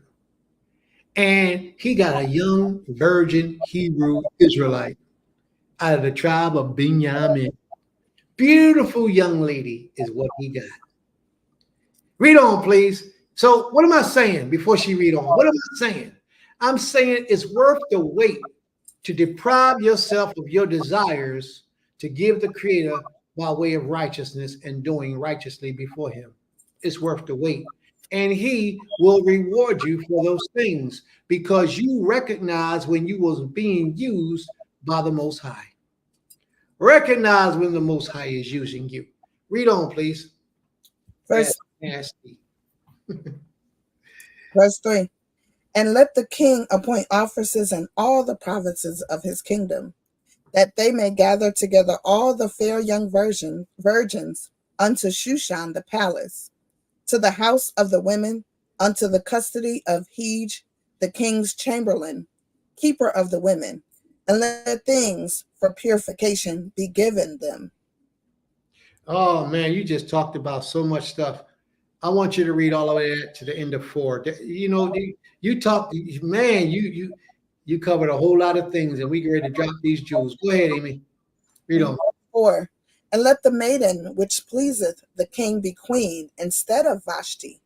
And the king pleased the king, and he did so. I'm sorry. And the thing pleased the king, and he did so. Let's talk, family. And let the king appoint officers in all the provinces of his kingdom to gather all the beautiful young virgins. So he had a whole bunch of them to choose from. He had a whole, can you imagine going, not you women, you men, can you imagine going in a room and you got your pick of the most beautiful young virgins there is? Can you imagine that? That ain't nothing but a reward from the Creator in many ways. It's a beautiful thing. Beautiful thing. You got your pick of women that has never known man. That means she ain't coming with all that mouth. She ain't coming with that personality and attitude because she's been abused by a man in the past. She ain't coming with none of that garbage. They had never known men. Nobody had ever touched them sexually, ever. They were pure in so many ways. And you're in a whole room full of these people. But the more thing I want to pay attention to is this, how they were treated, these young virgins, these young women, when they were going and preparing themselves for the king. Watch this. Let their cosmetics be given to them. Let the young women who please the king be queen instead of Vashti. Let their cosmetics be given to them. What is that? What is that? That means that this woman, these women were given the most beautiful of essential oils. Their hair was done with the best oils in the world that would make their hair so soft and tender. The perfume they wore were illustrious. The perfume, you smell the perfume, you fall in love from the other side of the room just with the fragrance, and you didn't even get to see her yet. These women would soak themselves in the best herbs that will get deep and penetrate into their skin, make them feel good and make them smell good. When you touch them, they're soft. When you smell them, they have a natural aroma like a flower. So I want y'all to pay attention to what I'm saying, especially y'all women, because this is what your man should be seeing every time he comes in your presence. There should never be a moment when your husband see you stinking. There should never be a moment when your husband got to say, "What's wrong with your hair?" There should never be a moment when your husband touches your skin and it feels like he's touching a man. Never. Women, y'all got to learn. You must learn how to be women-like. In your femininity, it teaches you. If nobody else taught you, let Prince teach you. In your femininity, you have to soak in oils, in baths of oil and baths of herbs, just so that your female portions are intact as a female. To distinguish the difference between you and a man, between you and the opposite sex. You should take special care in how your hair looks being a wife of a man. You should always take special care in your appearance, in how you're presented. When you go to bed at night, you don't walk around wearing the same clothes you wear out on the street and call it night clothes. You don't do that when you're married. You should take care. You should be in the bathroom, brushing your hair, combing your hair, fixing it up before you lay down and go to sleep. You should have the baths. Every woman should take a bath. Every woman should take a bath at least one day a night, one time a day, at least one time a day. Every woman should be under, we men, we might go a day or two without, freshening it up. We just hit the hot spots. Y'all know how we do. We hit the hot spots. No woman is not allowed to hit a hot spot because her hot spot is not like a man's. I agree with you twice at least, but at a minimum, one time a day. And you'll be surprised in how hard it is for a lot of females to hit it one time a day. Some of them get right out of bed and run, go to work. Come home, go back in the bed, go to sleep, wake up the next morning, get out the bed and run and go to work.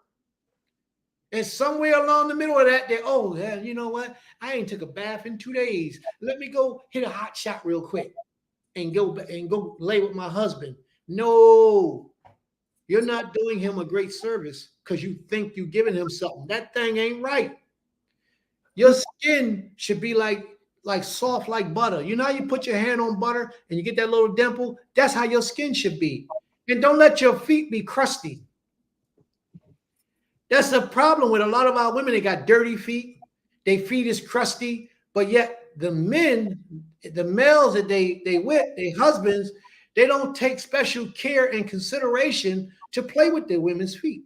If you touch your woman's feet and your hand feel like it's getting cut, there's something wrong. She ain't taking proper care of herself. A woman's feet should feel like a man's hands or a woman's hands. They should feel soft. They should feel gentle. Men's hands are rough. Women's hands should be soft and gentle, unless she out being masculine doing men's work. And if she's doing men's work, something wrong with that. Mm-hmm. But a woman, when a man touches a woman, the first thing comes to his mind is, man, she's soft. That should be the first thing. But if you out there acting like a man, and you know what a lot of people don't know, a lot of women don't realize this, but having anger in your spirit makes your skin tough. Walking around with an attitude makes your skin tough. So being that type of person just gives you hard skin. So when a man touches you, he doesn't feel like he's touching a young virgin. But that's how he should feel no matter how old you are, because age means nothing when it comes to taking care of your body. Nothing. And if you're not soaking yourself in frankincense and myrrh and other oils and other herbs, if you're not doing those things from this day forward, I ask you to start. Every once in a while, treat yourself. Just even if you got to rent a hotel room and get in their tub because you ain't got no tub, every once in a while you should lay in the tub with oils. Even if it's just olive oil, pour it in the tub. You should also wear oils on your skin. Now, no, don't put the oil on your skin. Put the oil on your clothes, not on your skin, because if the oil gets in your skin, it could cause a problem. You don't want that. Put the oil on your clothes, the perfume, put it on your clothes. Natural oils, not spray perfume, unless you're buying a really good one, because most perfumes are poisonous to the scent. You spray a perfume, it gets up in your nostril and it poisons you because of the chemicals. But if you get a really good one, you ain't got to worry about that. But every woman should be smelling good. You know how it is when you do that time of the day come around where you're intimate with your husband. Who wants their husband to touch them and be like, dang, girl, you hard? Or say something like, girl, you go take a bath, go wash up, go take a bath. He should never have to tell you that. She might have to tell you because it's different. Everything ain't the same for a man and a woman. She might have to tell you it might be something you overlooked. But no man should have to tell his woman, yo, you got to get up and go take a bath. Go brush your teeth. Yo, you're not right, babe. No man should have to tell his woman that. These young ladies was given the cosmetics so that they would aesthetically be beautiful to the king. Mm-hmm. And if your husband is your king, you should always make yourself up at all times so that when your king beholds you, he's in love all over again. He might not ever tell you, I love you. He may not ever say it, but he will be showing you through his actions.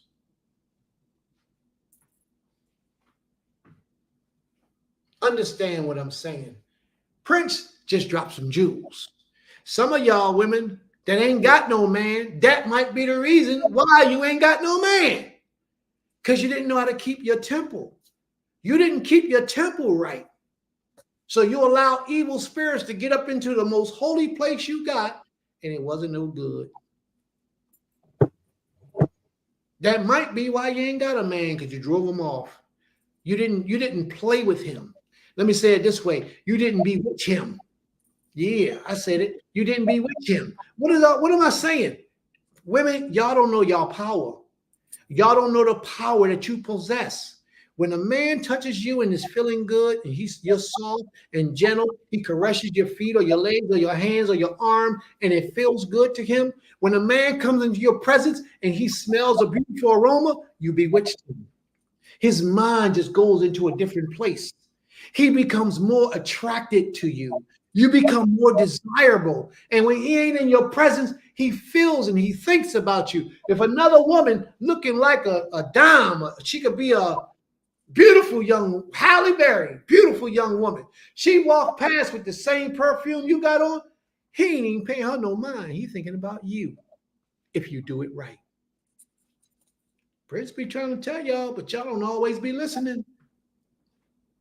He be trying to tell you, women, your desire is supposed to be to your man.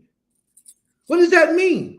That means you're supposed to desire in yourself to do everything in your power to make your man want you. That's what it means. You're supposed to do whatever you have to do to make him be pleased with you. And a lot of y'all drop the ball in that place right there. You think as long as you show up any way you want, this ain't church. This ain't church. Church say they did. The Lord wants you and come as you are. Come as you are. That's how the Lord don't even want you that way, and neither do your husband.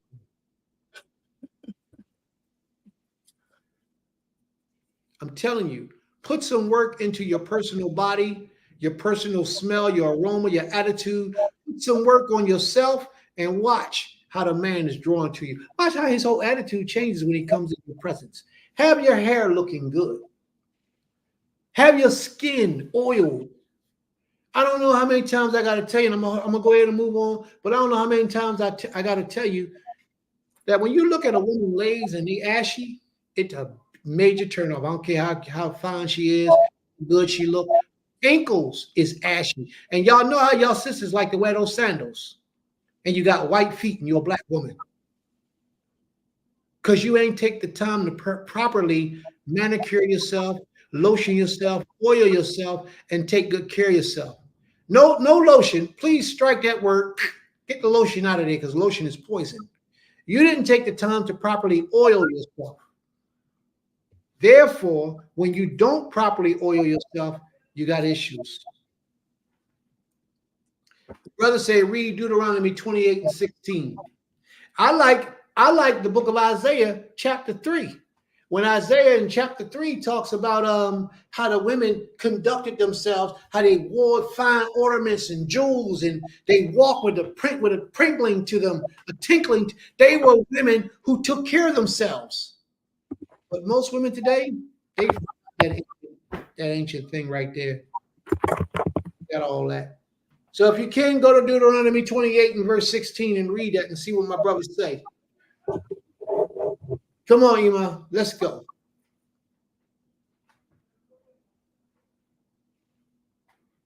Let's go. Ima, you ready? Yes. Esther, Hadassah, chapter 2, verse 5. Now in Shushan, the palace, there was a certain Jew, whose name was Mordecai, the son of Yair, the son of Shimei, the son of Kish, a Benjamite, who had been carried away from Jerusalem with the captivity which had been carried away with Jeconiah, king of Yehuda, whom Nebuchadnezzar, the king of Babylon, had carried away. And he brought up Hadassah, that is Esther, his uncle's daughter. All right, so let's stop. Esther was his uncle's daughter. So yes, that was his cousin. Very well. Mordecai, you the man. You is the man, Mordecai. Yep, it says Dode, his Dode's daughter. His Dode's bot. Read on. So from now on, everybody, always remember that Mordecai was Esther's uncle. Prince just learned that today by the help of two of my brothers and my Isha. Thank you very much. I like when I learn things, because then when I have to teach it, I can teach it correctly. And I researched it, investigated to make sure that y'all was right. And y'all was right. And I say thank you. May the Most High be praised. And he ain't even try to marry her. That's right. He raised her up. Read on, please. Remember, I don't know how long she lived with him, but she was still a virgin. Read that, please.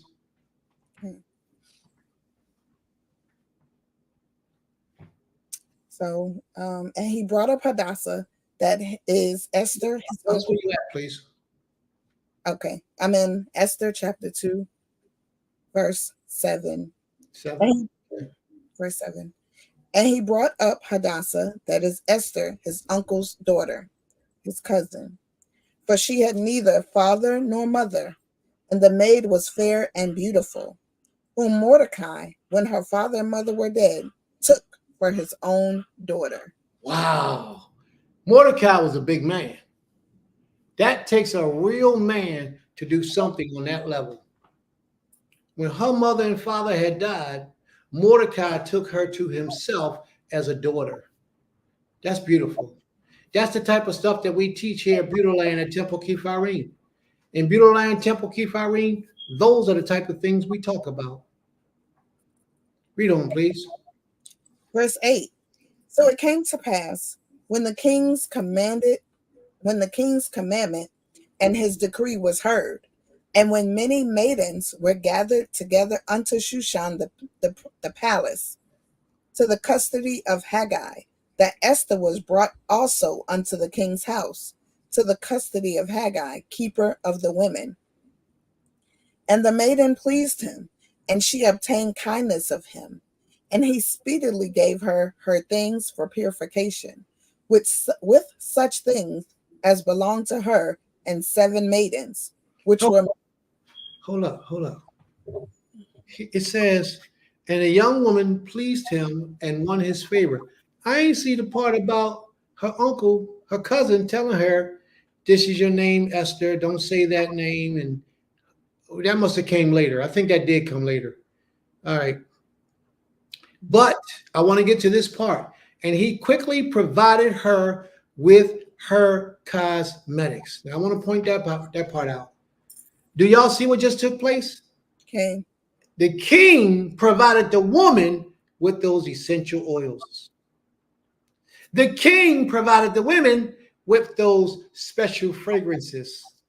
The king provided the women with all the things she needed to make her feel good, smell good, and taste good to his likings. So, brothers, that message is for you. Read on, Imam. Mm-hmm. The end of 9. And 7 maidens which were meet to be given her out of the king's house. And he preferred her and her maids unto the best place of the house of the women.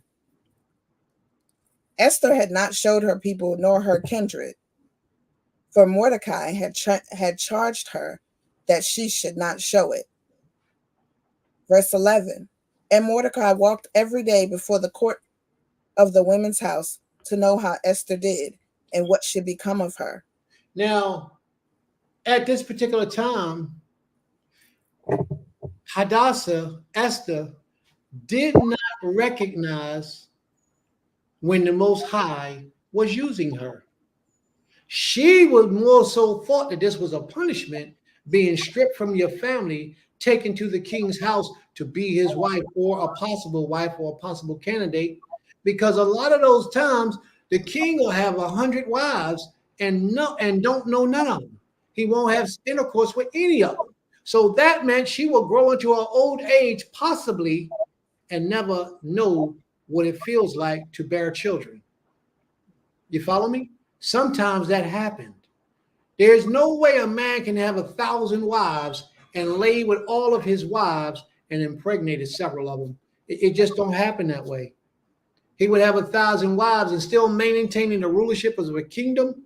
You can't. That's 1,000 days. You will have a different woman every day that will wear you straight out. It don't go that way. So she didn't want that to happen to her. She didn't want that to take place. So she had to be patient. Read on, please. Okay. Verse 12. Now when every maid's turn was come to go to King Ahasuerus, after that she had been 12 months, according to the manner of the women, for so were the days of their purifications accomplished, to wit, 6 months with oil of myrrh, and 6 months with sweet odors, and with other things for the purifying of the women. This king wasn't playing. He ain't say go soak for an hour. He had them do these things for 6 months. He didn't want nothing of a commoner to remain within them. He took 6 months to soak them in oils and herbs to thoroughly clean them up. That's deep. So that shows you that this stuff needs to penetrate into your skin. You can't do it one time and think you're doing something, but it will be good. If you did it one time, it would smell good. But to make your skin soft like butter, this has got to be a common practice. You can't just do it one time. You could do it one time and you feel good, you feel decent. But imagine doing it for 6 months straight, or imagine doing it as a part of your lifestyle. So like every once a week, every two days a week, you're actually soaking in that oil and them herbs and letting it soak into your innermost parts of your skin. And then you present yourself to your husband on the normal. Oh man, you rocking with a totally different spirit right there. That's a beautiful thing.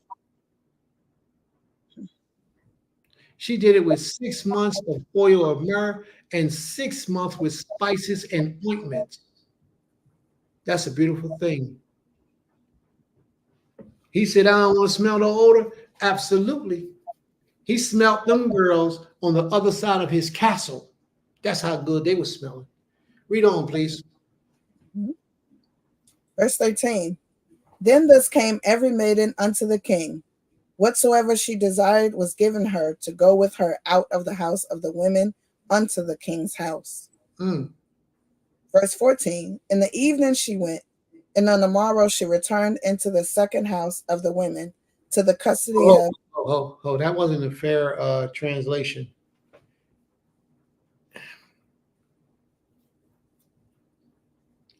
In the evening, Arab, she went to go in, and in the morning, Bokir, she went and returned to the second harem in custody of Shashgaz. In the evening, she went, and in the morning, she returned. Read on, please. To the custody of Shashgaz, the king's chamberlain, which kept the concubines. She came in unto the king no more, except the king delighted in her, and that she were called by name. She came into the king no more, except if the king delighted in her. Now, you think this king brought her in after she was smelling good and feeling soft and looking? She was already beautiful in the physical appearance. Do you think this king brought her in and just laid her down and humped her and then got up and sent her away? Remember, family, and I'm saying this to mostly my men, pay attention to this. The king was looking for a wife, a queen. So he had to get into her mind and find out if these young women were worthy of being a queen. Because a lot of people will look the part, but they won't be the part. So he had to take the time to penetrate her mind, to find out how she would respond, how she would react under certain situations, what she thought. He talked to her. Most people think, oh, he just jumped up and down on her and left her alone and that was it. No, he communicated with her. to see if she and them was the quality of queenliness. He had to first make sure that no traits of Vashti would be found within them. So he would have to repeat the same situation. A lot of us be reading this, but we don't really be thinking. We think that she was looking good and smelling good just so he can pounce and pounce and pounce on her. Remember, these women were virgins. They were sacred. He already knew that that wouldn't be the enjoyable part of being together. But he wasn't looking for a one-night stand. He was looking for the longevity of time to be with that woman. How many of us males today are looking to be with a woman, but we're looking for the longevity of time? So meanwhile, we take the time to get to know her. We take the time to get to know the family. We take the time to learn what it is that she do and she don't do, just to see if she fits in our program for a marriage, for a wife to such a man as you. Most of us don't. Most of us are so quick to get something that look halfway decent. We grab it, we run with it, and we all up in it in a matter of days. Any woman that's ready to let you run up in her in day 1, day 2, and day 3, even week 1, is not worth having. Any woman ready to let you run up in her like that is not worth having. I don't care how good you look. That means that she's free, just like you. And you a piece of trash for wanting to do that to a woman that you don't even know. You should take the time to get to understand her. Make sure she fits in your program before you just take the time to knock her off and enjoy her sexually. Read on, please. Okay. Verse, reading out of the book of Esther, Hadassah, chapter 2, verse 15. Now, when the turn of Esther, the daughter of Abihail, the uncle of Mordecai, who had taken her for his daughter, was come to go in unto the king, she required nothing but what Haggai, the king's chamberlain, the keeper of the women, appointed. You see that? When it was her turn to go in before the king, she said, I don't want anything, but whatever y'all give me, I'll take. See, that from the door said a lot about her nature. Think about it. You go and marry this man. And he goes to your father and he says, sir, what is it that you will require of me so I can have your daughter for a wife? He can imagine anything that he couldn't get himself, but he could make up anything. Give me $60 million or give me $600 billion or give me a house for my daughter or give me anything. Same thing applied right here with these young ladies. They could ask for fine jewels, lavish clothes. They could ask for anything that they couldn't normally get because they was asking for it from a king. He can afford it. And many of them, I'm sure, they did that. But Esther, when it came her time to come in, she says, all I want is what you offering. Just give me the simplest of things, because her heart, her soul was pure. She was clean. You understand what I'm saying? She wasn't a gold digger. And a lot of females today, they gold diggers. And if you ain't got no cash, or you can't give them the impression that you got any cash, they won't give you the time of day. Now, I'm not saying that I got a problem with a woman that want a man because he got money. I'm not saying that. I'm talking about a gold digger. That's a different scenario. They don't have no intentions of being with you for a period of time. They're not even trying to get to know you, who you are. No woman should ever be with no man that ain't got no means of taking and providing for her. Just scratch that out the picture. But I'm not talking about a gold digger. A gold digger is only there for that purpose because she can get some money. Esther showed from the door that she had a meek and humble and contrite spirit, that she qualified to be queen. And she ain't did much. Read on, please, and let's see what's happening.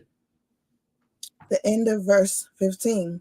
And Esther obtained favor in the sight of all them that looked upon her. Everybody liked Esther. Verse 16. So Esther was taken unto King Ahasuerus into his house royal in the 10th month, which is the month Tebeth, in the 7th year of his reign. Verse 17. And the king loved Esther above all the women, and she obtained grace and favor in his sight more than all the virgins, so that he set the royal crown upon her head and made her queen instead of Vashti. Now stop right there. Excuse me. She goes in, and the king loved her more than all the women, the young virgins. And she won grace and favor in the sight more than all the virgins, so that she won them over so good. This is a woman who knows her strength. She knew what to say. She knew what to do. It doesn't say he entered into her. It only says that he fell in love with her the moment he saw her. He tested her. He challenged her, and she came through as a shining star. So much that day he put the crown on her head and made her his queen instead of Vashti. This is important, family. Y'all got to really start to read these scriptures for what they say as opposed to what you think, living in this adulterated society that we live in. He didn't go and have her and say, oh man, she got a good shot. Let me make her the queen so I can have this shot forever. No, he challenged her. He saw the purpose that she would fulfill in his life and accepted that and took her as a wife. But I want y'all to know, even at this moment, Esther, Hadassah, did not recognize when the Most High was using her. It wasn't until much later when her uncle began to pull her coat and say, hey, the Creator got you there for a purpose. So what we're going to do, family, is we're going to stop here. Ima, you read the end of 16, right? Yeah. Yes? You kept saying her uncle is her cousin. Oh, my apologies. See what I mean when you got a good woman on your team? Now, if she'd have texted me, I'd have been like, yeah, thank you, babe. If she would have texted me, y'all wouldn't have known that she was correcting me. You know, humble women would text their husband and say, hey, Abba, you know what? You keep saying, but a boastful woman going to stand up and say, hey, look, nigga, you wrong. You wrong, nigga. Look what you keep doing. You keep making that same mistake. But a humble wife, she's going to approach, on text, and say, husband. Now, I'm using that as an example just to show y'all. What she did. That was a natural reaction. Natural reaction is how you tell the character of a woman. She wanted to make sure her husband disseminated the information correctly. So I understand. But it would have been better if my wife would have texted me and said, babe, you keep saying this, stop using that. And I would have told y'all anyway that she did it. I would have made it known, but let it come from me, not from her. Y'all see me? Y'all hear me? It feel good? It feel good. You know why it feel good? Because it's the right thing to do. But I already know the woman that I'm working with. I know what she got going on. And we cool with that. We going, what we got to do to make it a shining star. It's cool. So may the Most High be praised. Ima, if you can remember where we left off at, and maybe next week we can finish up where we left off, Esther 2 and 19. Okay. So Creator willing, next week we can pick up where we left off. I pray that you guys gotten a whole lot of information out of here that will help you change your life, change your behavior, and you learned a lot of keys to life, survival, and success in this lesson that we did. Recognize when the Most High is using you. Please do. Let's chat, family. Let's talk a little bit. Let's see what we got across. All right. Ima, would you like to tell us what you got out of this portion of the lesson today? Well, of course, the first thing that I recognize most importantly is the responsibility of a woman holding a title, or a married woman, period. If you're married and you have a husband, how you're supposed to represent not just yourself, but him, and the whole nation or community or a palace that you wear the crown to uphold. That you have to be humble because one, like you can't. It's something that you're saying too. Like you can't allow his kindness, his um, even his allowing you to do certain things to get you in your head and make you feel like you could say and do anything um, to him, whether it's private or public, but especially public, because I do see when a man is embarrassed, most importantly, embarrassed and disrespected, then the wrath that comes from that is something that you can't even apologize for.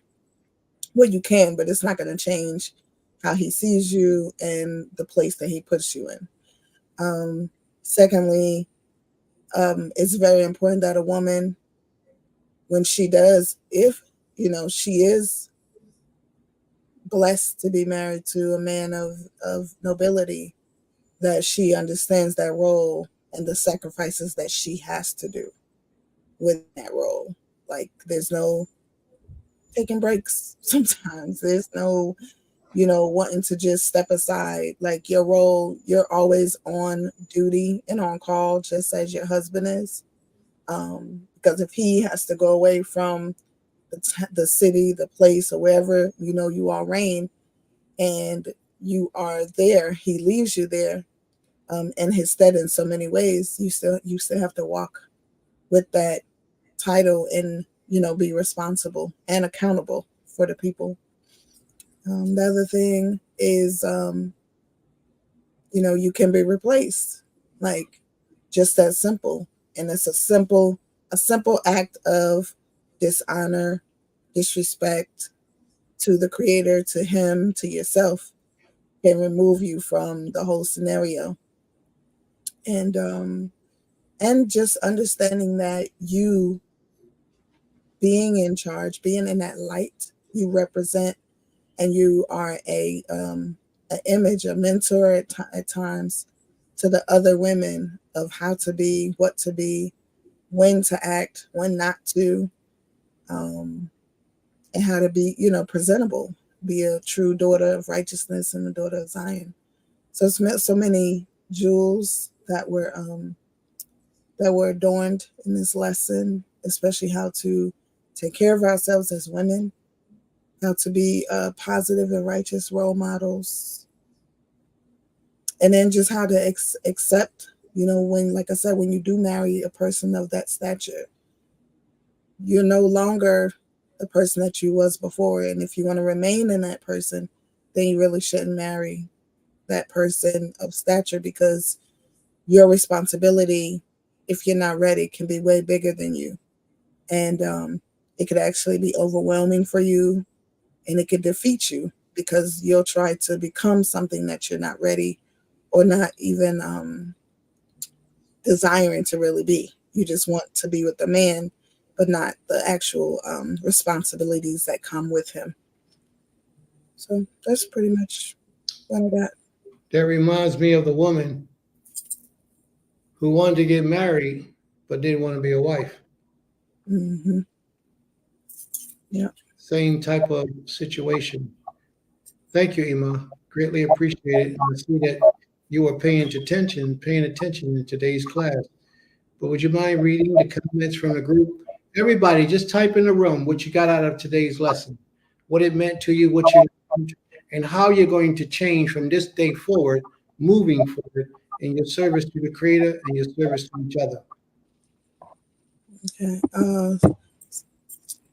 Sister Saadia says, I didn't know men had different rules pertaining to bathing.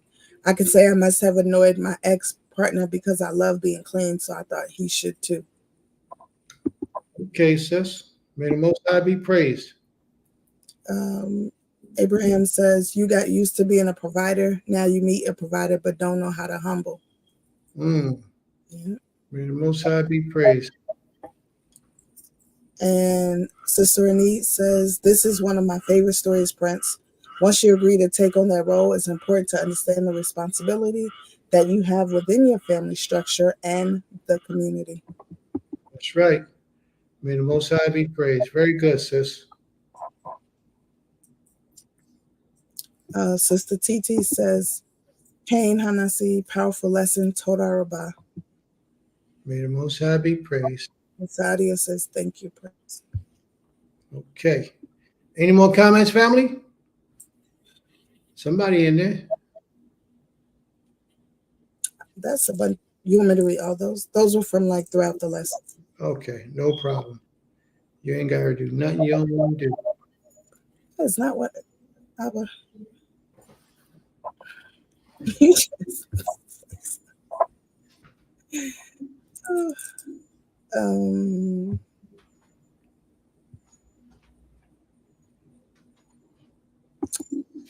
this was when you were teaching. Says we sometimes don't see the blessing before us. And Brother Brand says she just get the perks of being a king's wife, live good. He said, I don't think Solomon slept with 1,000 women. LOL. Zaquena Sakari says fragrant oils are very hydrating and soothing. Sister Titi says, what is inside of a woman's heart and mind? Slow walk the relationship, don't run. And then Saadia says, seems like the same way Queen Sheba proved Melech Shalomo, so King Ahasuerus proved Queen Esther. Very good. May the Most High be praised, family. Okay. And Anit says, you really laid out this portion, and I can't wait to see what else you bring next week from this story. Yeah, we're going to get into it. We're going to get into it. Y'all know what we do. But I couldn't do none of this without your support. Mm-hmm. I recognize that. I'm not a fool.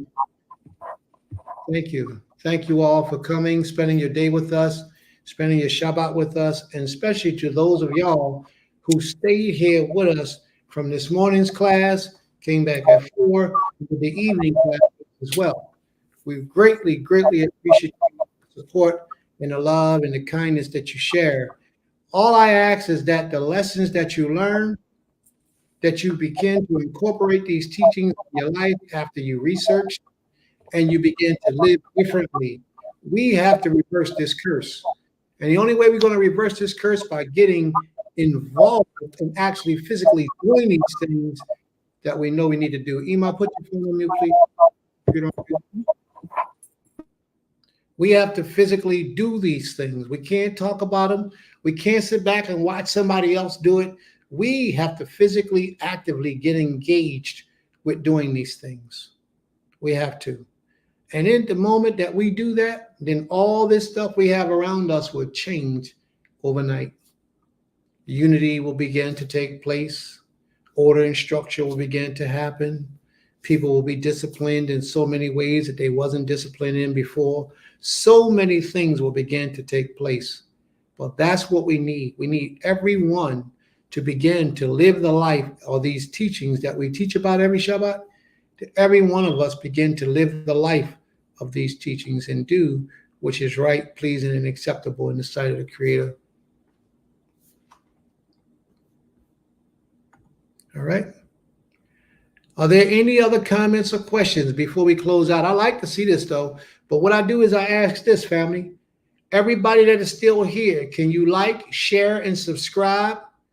Can you share the page, the video, the audio, the class, the session, the teachings, however you call it? Can you share it right now? Everybody, just take the time to go to your home, your Facebook page, your Instagram, social media, or your phone and your messengers, and just share this information with the rest of the world. Because we got a lot of work to do, family.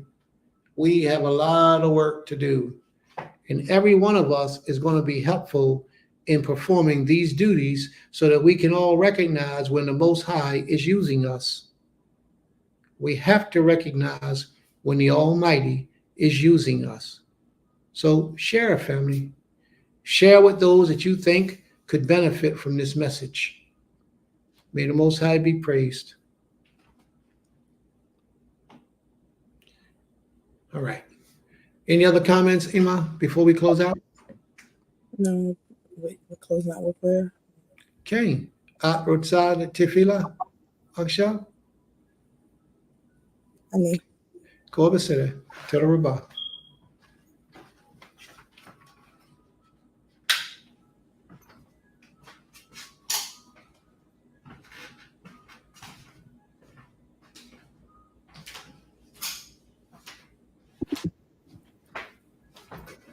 Oh, Heavenly Father, Master of the universe, one who possesses, knows, and sees all things.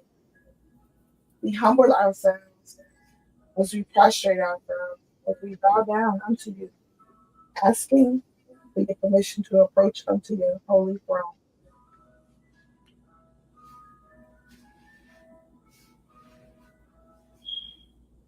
O Creator, we give thanks unto you.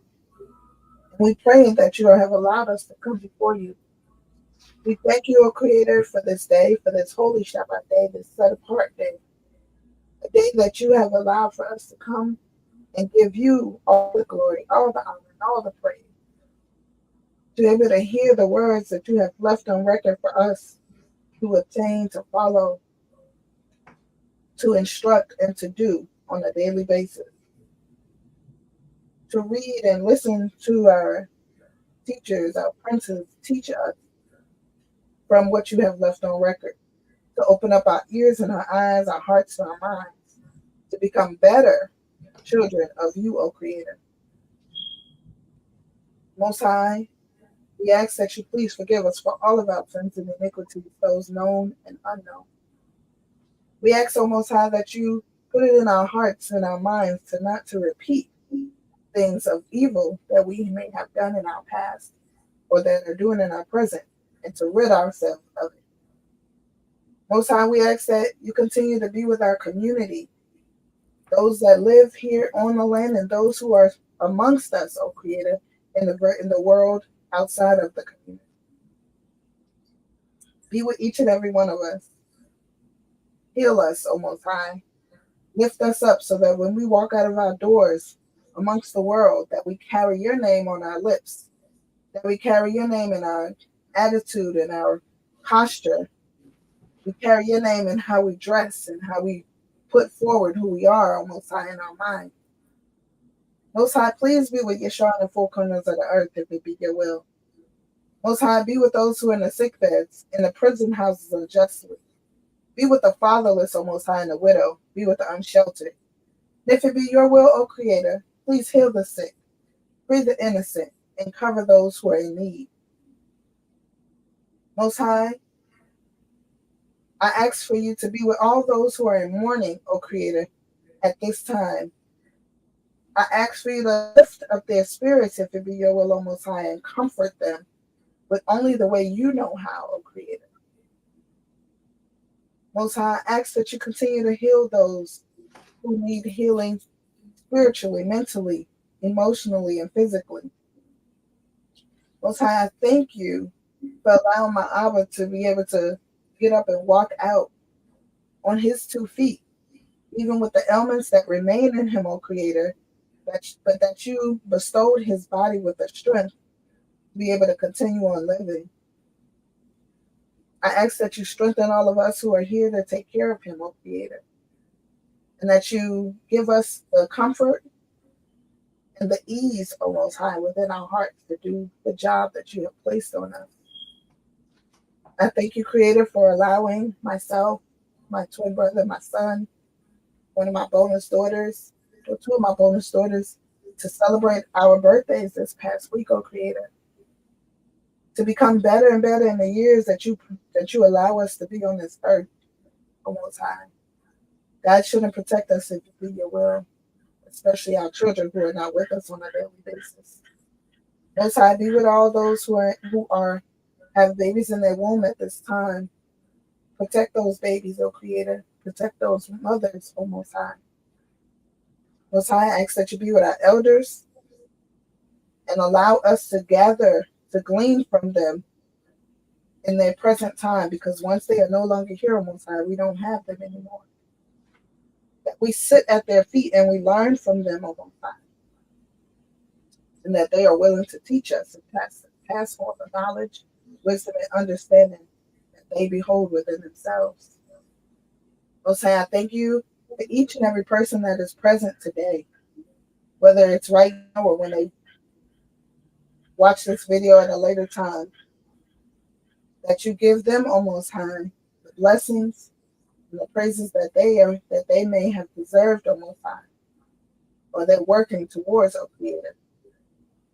Most High, I thank you for the lesson from my Ish today. Please continue to guide, should, and protect him, his spirit, guide his mouth, guide his steps. Allow him to continue to be a great provider, but not just us as family, but the community at large, the nation at large. To be a vessel, Most High, that you have placed him on this earth to continue to be. Most High, thank you for all things and everything. And in you alone do I put all my trust, all my glory, and all my praise.